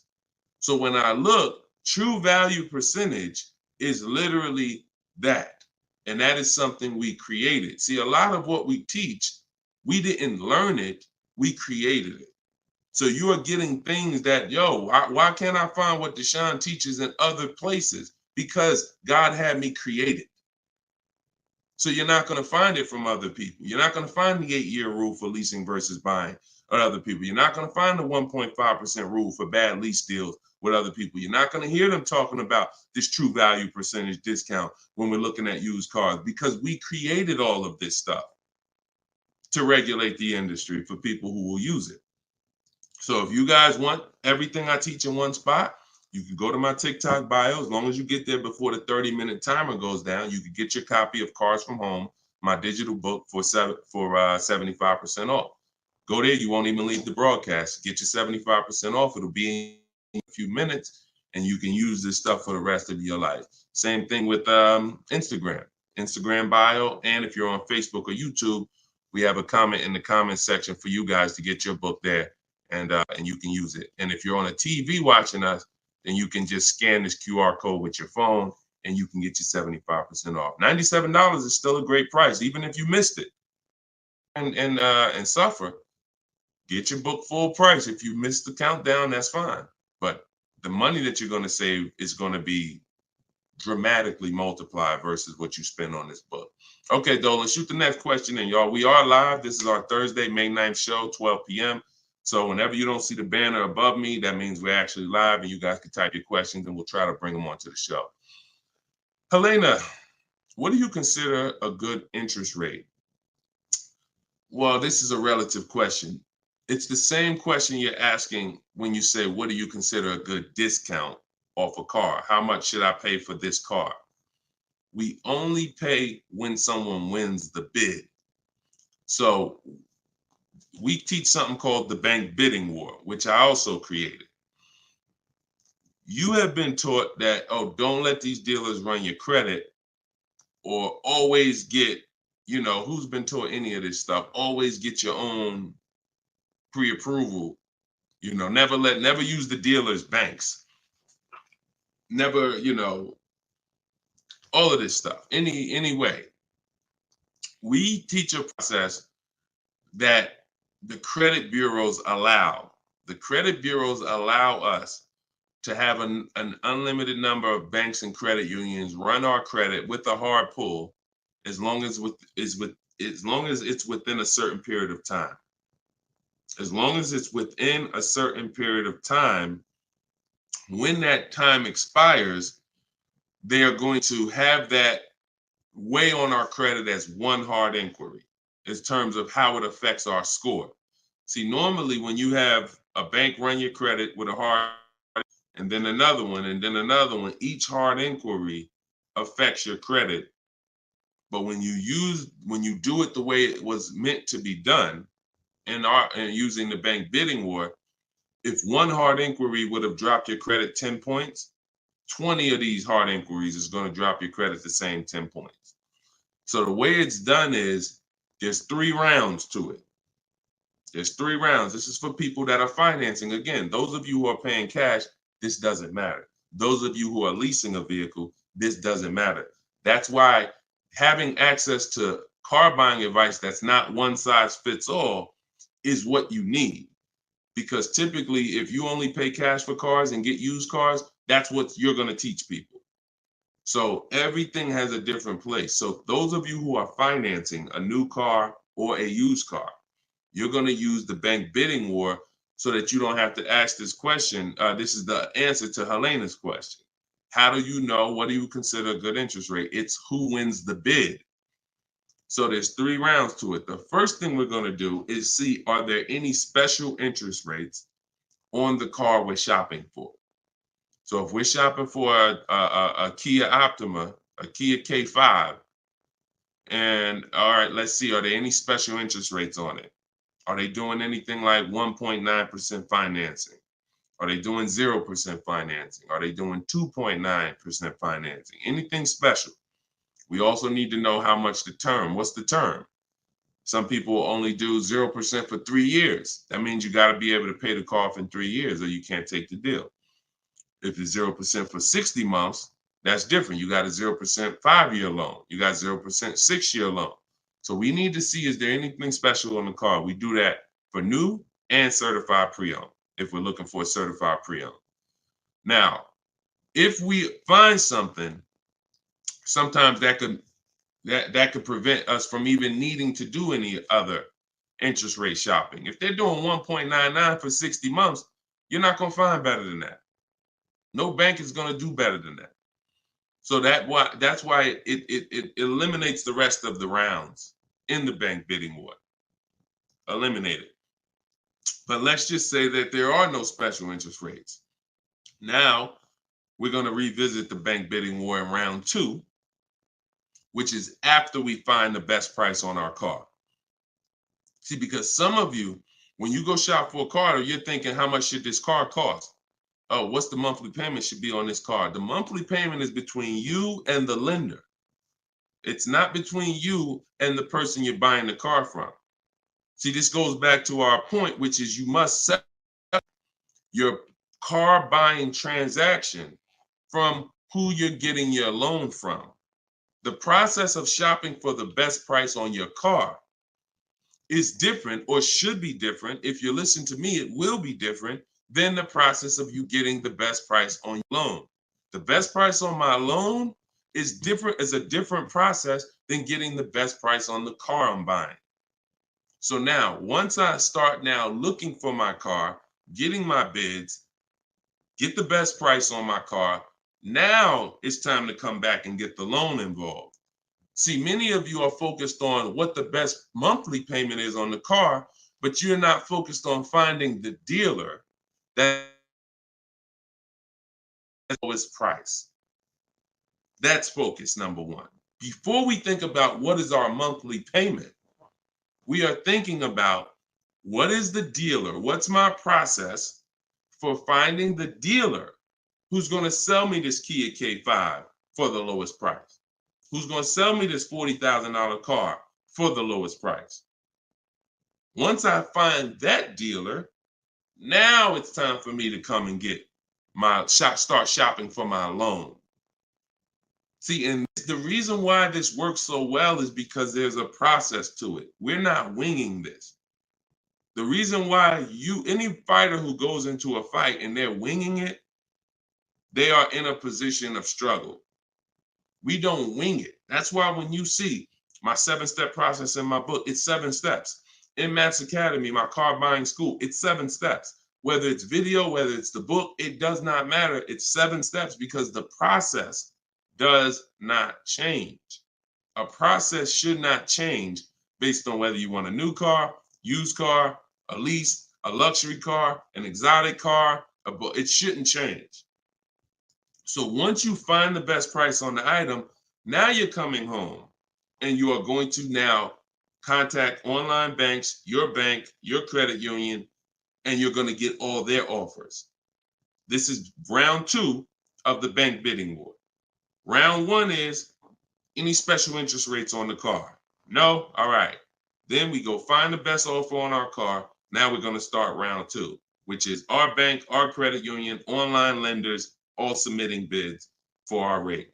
Round 3, once that's done, round 3 is we call the dealer who we have the car on hold with, and we tell them the best rate we got, and we give them a chance to see if they can beat it. That's round 3, because the dealers have another 5 to 7 to sometimes 10 banks. So see if they can beat it.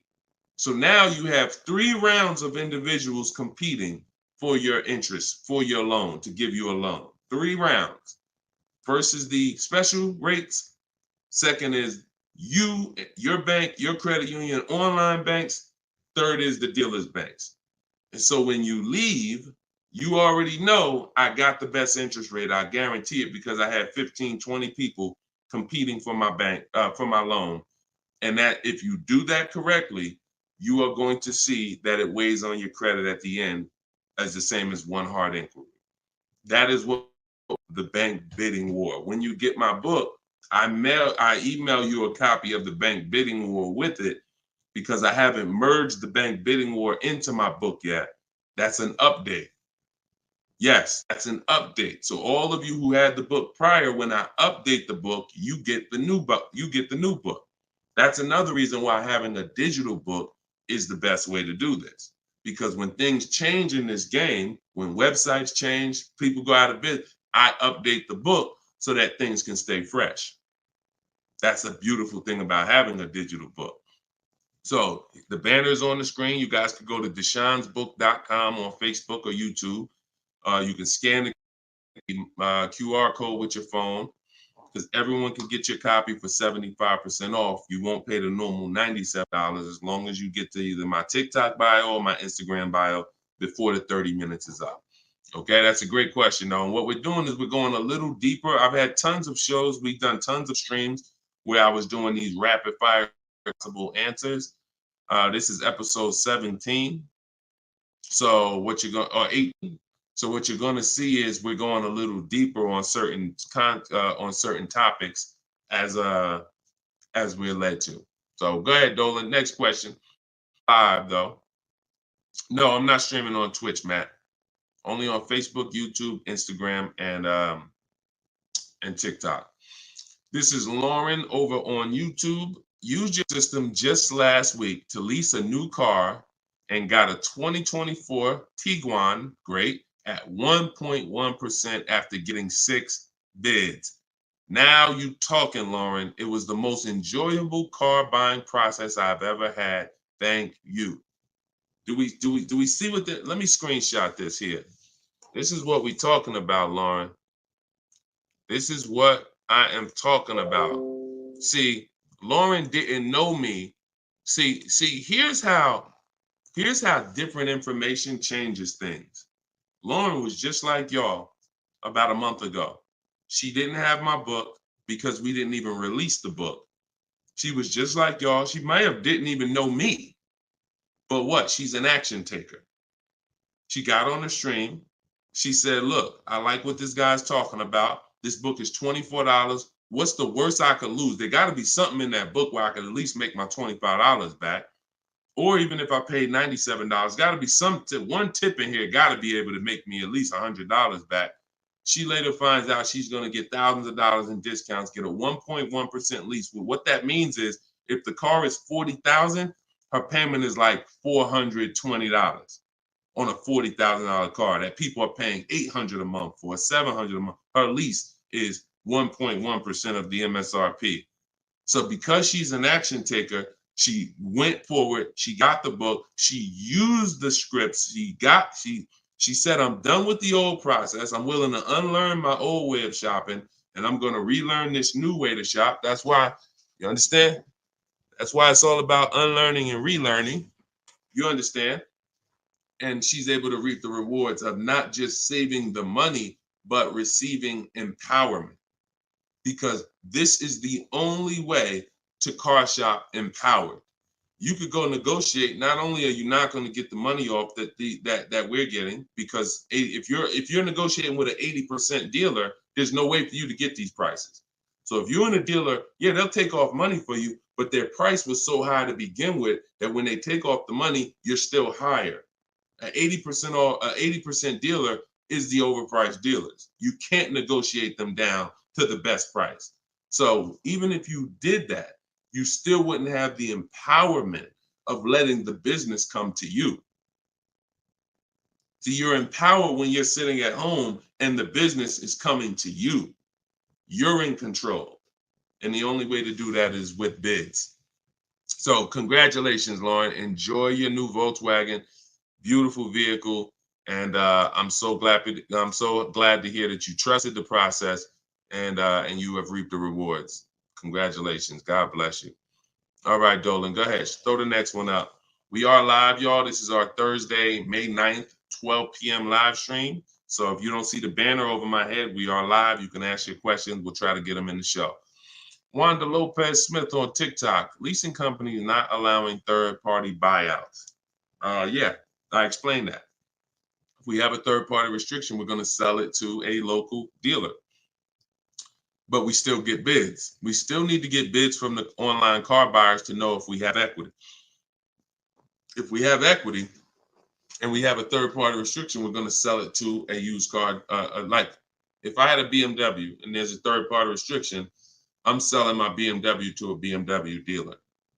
I have a whole script in my book for how we do this. We talk to used car managers, and I'm going to have a used car manager buy it. See, some of you bought your car because you saw the third-party restrictions and you bought it and resold it. I don't like doing that because when you buy it and resell it, you have taxes, you have fees that you're going to pay. When you sell to a local dealership, sometimes they don't pay the taxes and there's no fees. So buying and reselling, you're eating up like probably $3,000 or $4,000 of any equity you would have. So yeah, we've been getting out of the, we've had a process for third-party restrictions since they started them. In 2021, we've had a process for how we were going to sell our cars and get our equity, even with third-party restrictions.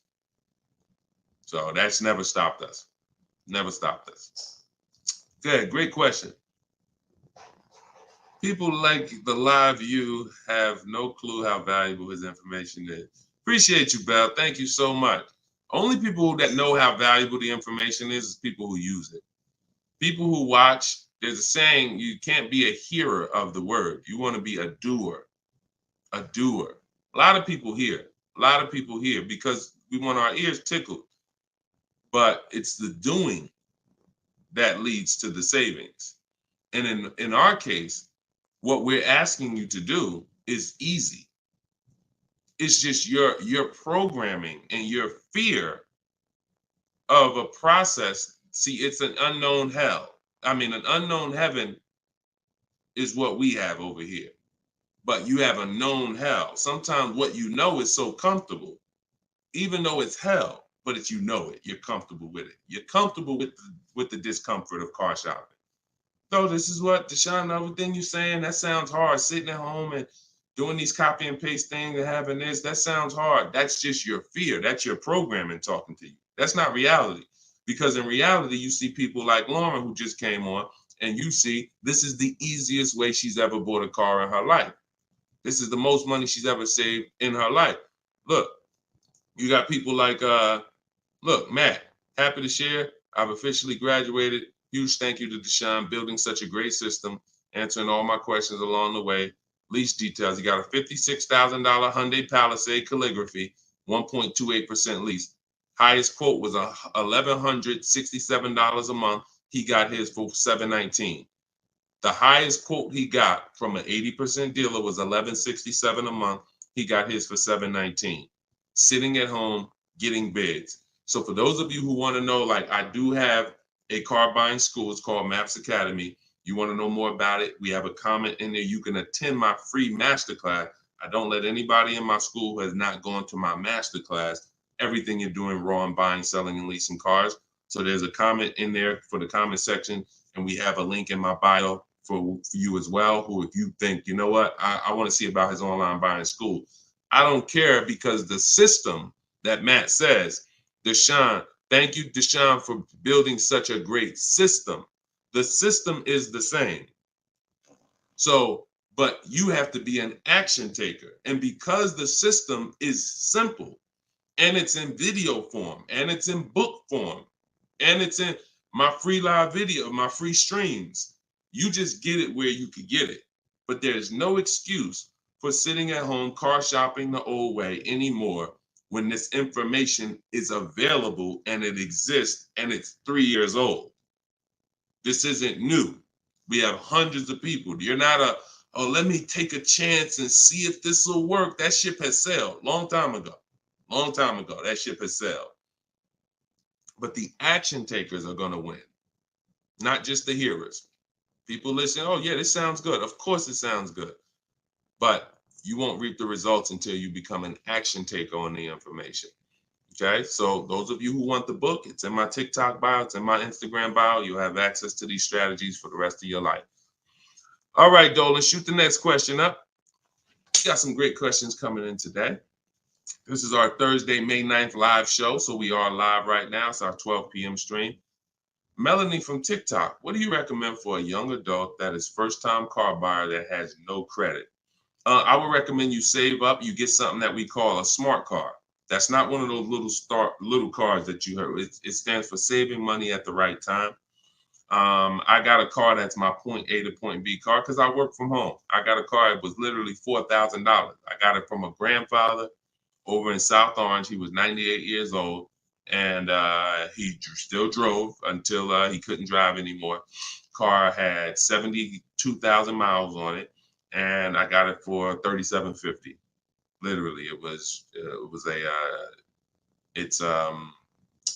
got it a year ago, so that was it was an 08 Pontiac G6, 70,000 miles. And that's something that I drive from point A to point B whenever I want to do my run.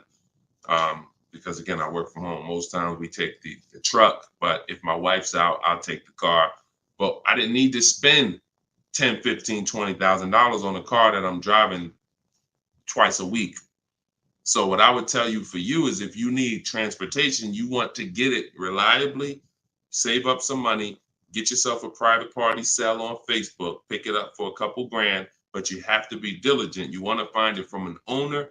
You want to find it from an owner who's not driving too much, who maybe they got a second or third car in the family, and that you don't want to deal with these dealers on Facebook Marketplace perpetrating as owners.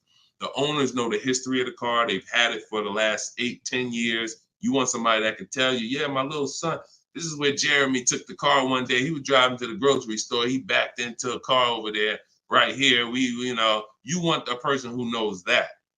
Not a dealer who just picked up the car and now they're trying to sell it to you for $2, $3, $4 grand. So that's what I would be doing. I would be getting me a very reliable, inexpensive car that I can actually get to work with, make more money. And then once I make money, I will be choosing whether I'm buying or leasing based on if I'm going to keep the car for 8 more years. Whenever you get into spending real money on cars, over 12, 15 grand, this is when you start wanting to ask yourself, am I going to keep this car 8 years or not? Because once you get these cars and build up your credit, Melanie, another thing you should be doing is getting a credit card, not using it, pay it off every month, spend 20 bucks on it, pay it off so you can get your credit up to a 700 score. You could be at a 700 score lightning fast before the next 12 months. So now what you want is you want a car to drive, get you to where you're going, but then you want to be building your credit now. So now when you're like, okay, I got a job, I'm making money, I want to get me a different car. Am I going to buy it or lease it? And if you're not keeping it 8 years, you want to go for the lease so that you could drive a brand new car for pennies on the dollar, as long as you keep following what we're teaching and getting great lease deals. But if you're keeping the car for 8 or more years, then you would go and you would buy a car, not lease it. But in order to do that, you want to set yourself up and get yourself up to a 700 credit score. So you should follow somebody like Shonda Martin. She's on all the platforms. Shonda Martin, this young lady is a guru when it comes to credit. She does a lot of live streams, a lot of Q&As, just like me. But yeah, you got a great path. But don't go out there and do what a lot of people do and finance a car, no credit, your first car, you're going to go buy it. Now you're getting a $20,000 car. You're going to probably pay, $500 a month for it. And now that car is going to be a long-term thing because it's just too expensive. And you just don't follow the traditional route is what I would tell you. All right. I'm glad. It's my daughter. She has a full-time job and now searching for a car. Okay. Perfect, Melanie. I think that's a great plan. Because the thing about that car that you're going to get for Facebook Marketplace is whenever she decides that she's ready to finance or lease a car, she can sell that car and get all her money back. If she finds a great car on Facebook Marketplace for $4,000, $5,000, you guys can sell that car and get the whole $4,000 or $5,000 back. You'll get 80-90% of it back. And I like to get whenever it's going to be a short-term thing, I don't want a car where it's going to be a burden to me later. We want to get a car that does the job now. I know with this Pontiac, whenever I choose to sell it, because I'm actually going to get a car. I've been waiting to get a vehicle that I want for a number of years.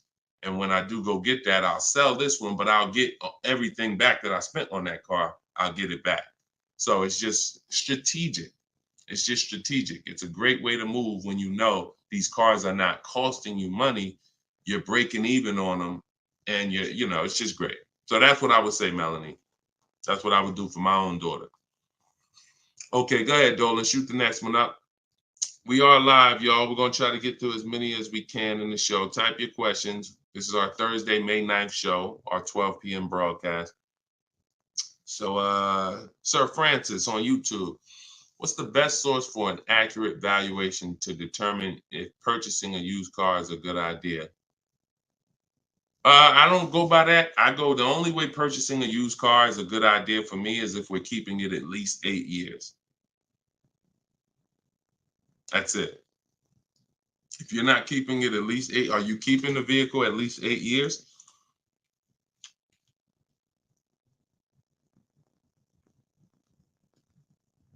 Let's see if we give him some time to answer. Are you keeping the vehicle for at least 8 years, Sir Francis?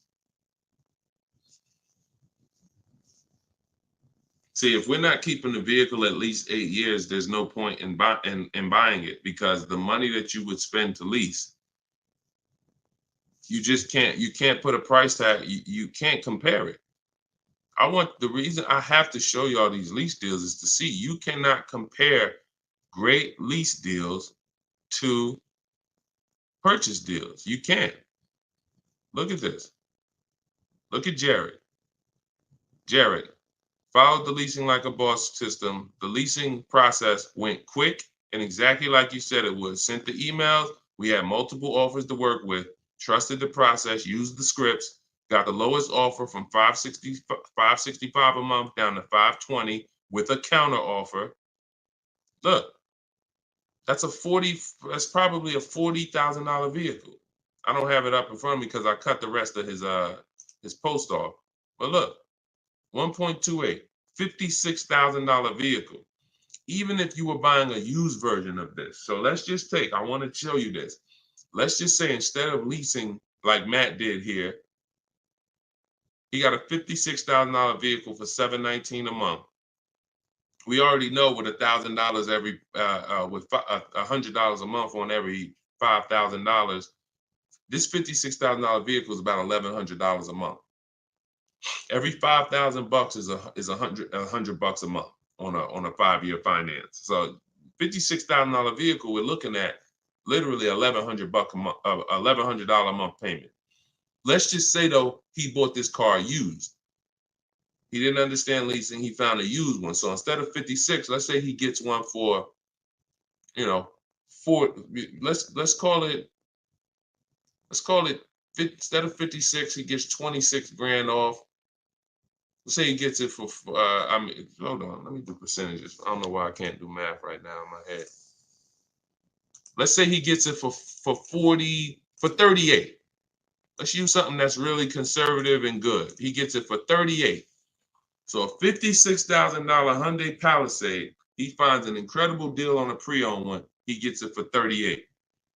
Once his taxes go in, he's at 40. What's his monthly payment, y'all? If every $5,000 is $100 a month, what's his monthly payment for 40? See, it's all about no money down. If you notice, every time we're comparing numbers, we're not putting any money into the deals. See, when you're not putting any money into the deals, you can easily compare the deals. That's why all we do is shop with no money down, because it's easy to compare the deals. In my book is No Money Down Mastery. You're going to find every strategy I teach you doesn't involve money. It doesn't involve money, because when you want to put money down, that's different. But money down should be after you have assessed the deal already. So, those of you who want your copy of Cars from Home, 7 Steps to Saving Time, Money, and Avoiding Dealers, go to my TikTok bio now, get your copy for 75% off. Go to my Instagram bio, get your copy. But look at this. I'm asking y'all, what's his payment? Let's see if we got anybody that chimed in. If he didn't get this brand new one, if he didn't get this brand new Hyundai truck, he got a used one. So instead of 56,000, he got his for 38. Great price. He found one for 38,000, low miles. Now taxes are in, and he's financing 40,000. What's his monthly payment?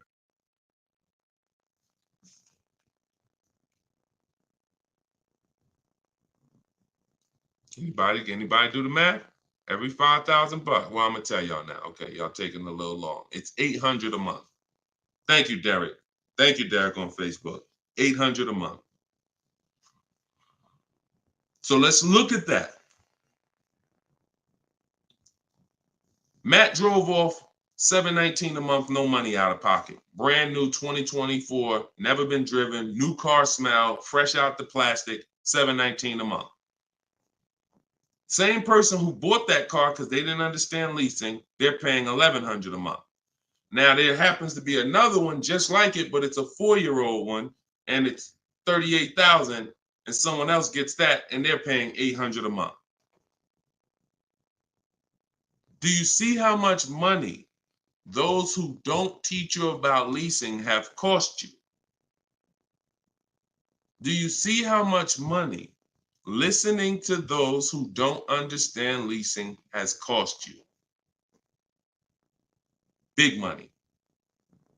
So I'm either driving a used car and I'm paying more than the guy who got the brand new one, or I'm driving a brand new one just like him and I'm paying $400, $500, $600 more than what he's paying because I bought the car. Now, when do the people who buy win? When do they win? 8 years down the road. 8 years down the road. See, because when you buy your car and you pay it off, see, the person who leases is not worried about depreciation. That's the car going down in value like this. The person who leases is not worried about depreciation. They've already beat it because their lease payment is so low. Their lease payment is so low, they're paying less than what the car's normal depreciation would be. So they beat it with a great lease deal. Now, the people who own the car they're not going to beat it because they own it. So any depreciation is coming against their actual car. If they could have sold the car today for 30, next year it's only worth 25, they lost $5,000. If you were going to sell your car today for 20 and then a tree branch falls on it, is it worth 20 tomorrow? Even when you fix it, run it through your insurance. Hey, I'm coming to get my 20. No, a tree branch fell on the vehicle. It's worth probably 18 now. This is depreciation. So the only way you're going to avoid that is through long-term ownership, because eventually, like I talked about earlier in the stream, you get to the point where your car is only losing a little bit of value each year. Only to this year it's worth 10, next year it's worth 95. In another year it's worth 9,000. That doesn't happen until you have kept the car 9, 10, 11 years. So if you're not keeping your cars that long, you're losing thousands of dollars not leasing, as I just illustrated with those 3 examples. Okay? So this doesn't change. I don't care whether it's Lamborghinis. I don't care whether it's Rolls Royces. The principles do not change. Derek on Facebook. If a manufacturer is offering a very low IR through their direct financing for well-qualified buyers, is there something I should look for on my credit report to know whether I should apply and let them run my credit versus using the pre-qualified offer I have from my credit union? Yeah, most people are going to qualify for the special rates. If you have fair credit, good credit, most people are going to qualify for the special rates because it's not super tier. Super tier is like A1 or A9 in the business world. That's super tier. Most of them are tier 1.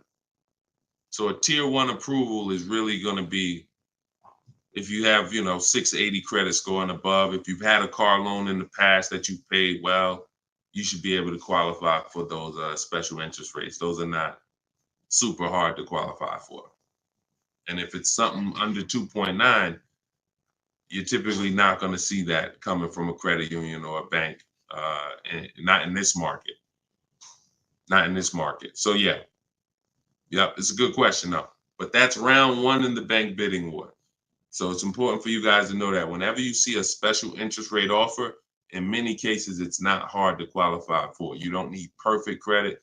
680, 700 and above, you should be fine. All right. So, all right. Let's go, John Tez on YouTube. I'm interested in getting a 23 Charger Scat Pack, trading a 2022 Camry. This is a disaster. This is a disaster.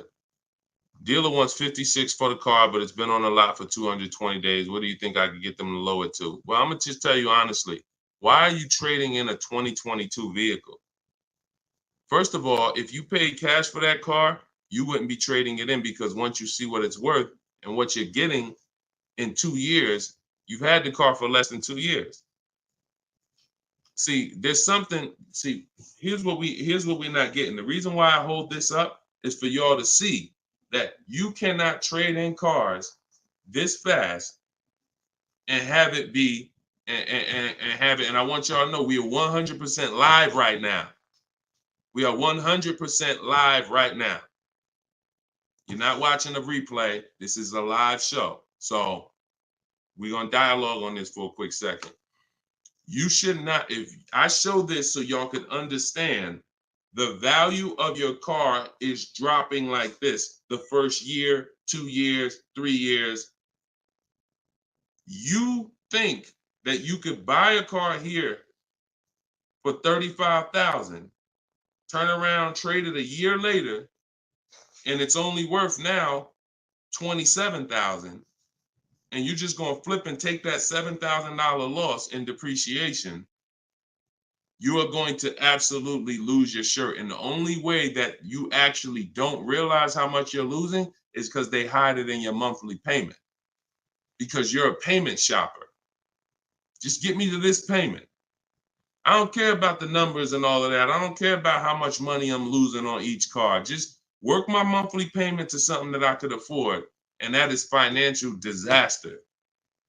because there is no way, if you were coming and you were writing a check for this, if you came in and you bought that 2022 Camry and they said, okay, it's going to be 35 grand, you know, whatever, and you wrote a check for it, and then you came back a year later and you said, all right, well, what y'all going to give me for my 22 Camry? And they said, all right, well, we can only give you 25 for it. And you said, wait, I just paid 35 for it last year. You ain't giving me no 25 for it. You would never take that. But payment buyers take those deals all the time, because what they do is they give you the same 25, but when they finance it and stretch the loan out, they're like, see, and your new monthly payment is only $50 more than your old car. And you like, man, this sounds like a good deal. It's a horrible deal. It's not even a deal. It's a horrible offer, but you're not trained to see it. So whenever I see somebody who's switching from cars that are less than 2 years old to a brand new car, you're not talking about leasing it. So you're still in the mindset of, oh, I could buy cars, switch them, buy cars, switch them, buy cars, switch them. You absolutely are losing thousands of dollars on every single car you buy. So if I wanted to do what you were doing, replace my 2022 Camry with a Charger Scat Pack, and first you're buying another pre-owned one too. You're buying another pre-owned one. So you're asking, all right, I want to replace this 2-year-old pre-owned car that I got, and then I want to buy another pre-owned car and replace that one. But you're not looking at the fact that the 1-year-old Scat Pack you're trying to find is so rare. When you find it, you're most likely going to overpay for it, because who has 1-year-old Scat Packs? Who has 1-year-old Dodge Charger Scat Packs? How would that vehicle even end up on a dealer's lot? You only get the cars on dealers' lots one of two ways. The dealer has to buy them from auction, or buy them from one of their customers, or at the end of a lease, the person returns the car. So people are not usually trading in a 1-year-old car. So if it has been on the dealer's lot, maybe it's because it's a leftover model. And if it's a leftover model, you don't have anything to compare it to see how much you should be saving. So what I would be doing is, before I buy a 1-year-old Scat Pack, I would see what's the market on a brand new one. This is so important.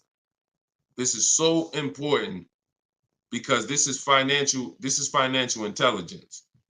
Look at this. If I would have walked in, this is Sean. Sean got an F-150 Lightning $73,000 vehicle. He ended up saving $20,000 on the vehicle. Brand new one. Same thing with Kimberly. She got a Maserati. You can see here, what does it say? Total savings, $20,700. 2023 Maserati Greco, $86,000 vehicle. They took off $20,700. That's the new one. So what happens if she would have bought a used one, 1 year old, and she saved 20 grand? She might have thought that was a great deal. Man, I got a 1-year-old Maserati. They took off 20 grand for me. Not if she didn't know that on a brand new one, she could have got 20 grand off. So whenever you're buying a car that new, you need to know what the brand new market is to know, all right, if I can save 10 grand off a brand new one, then how much should I save off the 1-year-old? I should save a lot more than that. See, and you have a lot of things that you moving in a way that I would tell you need a system, because it's hard for me to explain to you everything you are doing and a way you're approaching this, how you're going to overpay by thousands and thousands of dollars. You haven't talked about leasing versus buying. You're not talking about shopping for cars in a way where you can actually see multiple offers. You're talking about buying a 1-year-old pre-owned car without looking at what the market is. How do I know a good deal on a 1-year-old one? There's not enough vehicles out there for you to know a good deal on a 1-year-old, which means the only way I'm going to know a good deal on a 1-year-old one is I need to know what a good deal is on a new one. And if a good deal on a new one saves me 15 grand, then that means on a 1-year-old one, I need to save like 20 to 25. There's not enough vehicles for you to do that. So you should really be looking at following a system, learning about leasing versus buying. Are you keeping the next car 8 years or not? If you're not keeping the next car 8 years, you shouldn't be buying, you should be leasing. Because I don't care what you get the price for on the Scat Pack, you are gonna overspend compared to someone who goes and leases their Scat Pack and gets a great deal on it.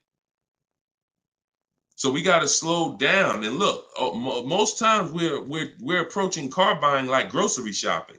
We're trying to get our car deal done the same time as a grocery shopping visit. 2 hours, 3 hours. We're at the grocery store more than we're planning our car purchase. And the only way you're going to save money is to take your car buying process seriously. If it's just like, nah, Deshone, it ain't that big of a deal, then go ahead and go give them 15, 20 grand. But I tell you what, somebody like me, somebody who's listening to me, who get in the same car that you're getting, and they say, man, so funny, Deshone, I'm in the same position as that person is in. I got a Camry too, and I want to replace it too with a Scat Pack. But I'm gonna use your strategies. I'm gonna assess my old car, get bids for it. I'm going to determine leasing versus buying, and then I'm gonna shop for my car. That person will save 5 to 10 grand more than you, minimum. Minimum. I put any amount of money on it. I put any amount of money on it. So slow down and answer this question first. How many years are you keeping the next car? If the answer is not 8, don't think about buying it. Don't think about buying it. My goal is to shop for my most aggressive lease on my next car. If I'm buying it and I'm keeping it over 8 years, then I'm buying it. I'm not buying a car that I'm not keeping more than 8 years. Not no Scat Pack, not no Dodge Challenger, not no Toyota Camry, nothing. If I'm not keeping it 8 years, I'm not buying the car. Lease deals are too great. It's pennies on the dollar when I learn to get them. So everything I'm teaching y'all is out of my new book, Cars from Home. It's a digital book. It's called 7 Steps to Saving Time, Money, and Avoiding Dealerships. You can get your copy for 75% off in my TikTok bio. The price of the book is $97. That is the price. But you can get it for $24 if you get to my TikTok bio before the 30-minute timer expires. If you get to my Instagram bio before the 30-minute timer expires. We have a link in the comment section on YouTube and Facebook. You can go to deshonsbook.com, or you can scan this QR code with your phone and you can get your copy for 75% off. So use it. Make sure you send me your success stories. Continue to send me your success stories so we can bring them onto the show. That is a step-by-step system. There's nothing left to chance. You cannot leave anything to chance when it comes to car buying. Everything that we teach is for a reason. So let's continue to move. You know we will be back soon for another stream. And catch us later. We're usually live 7 and 12 p.m. So if you're around at 7 p.m., just again, if you don't see the banner above us, that means we're actually live. So jump on and we'll get to it. Everybody else who got your book, enjoy. For those of you who want to attend my free masterclass, Everything You're Doing Wrong, Buying, Selling, and Leasing Cars, you can also go to the comments or to my TikTok and Instagram bio. But you're going to need about an hour. And that's a straight hour of me in my board. And we have a comment for you right here in the Facebook and in the YouTube section. That's me showing you scenarios, going over 23 mistakes that most of you are making that you need to stop making if you're truly going to get below market deals. Okay, so other than that, y'all, get the information. I don't care how you get it. Get in where you fit in. Use it. Keep unlearning. And let's keep saving this money. All right, God bless y'all. See y'all on the next one.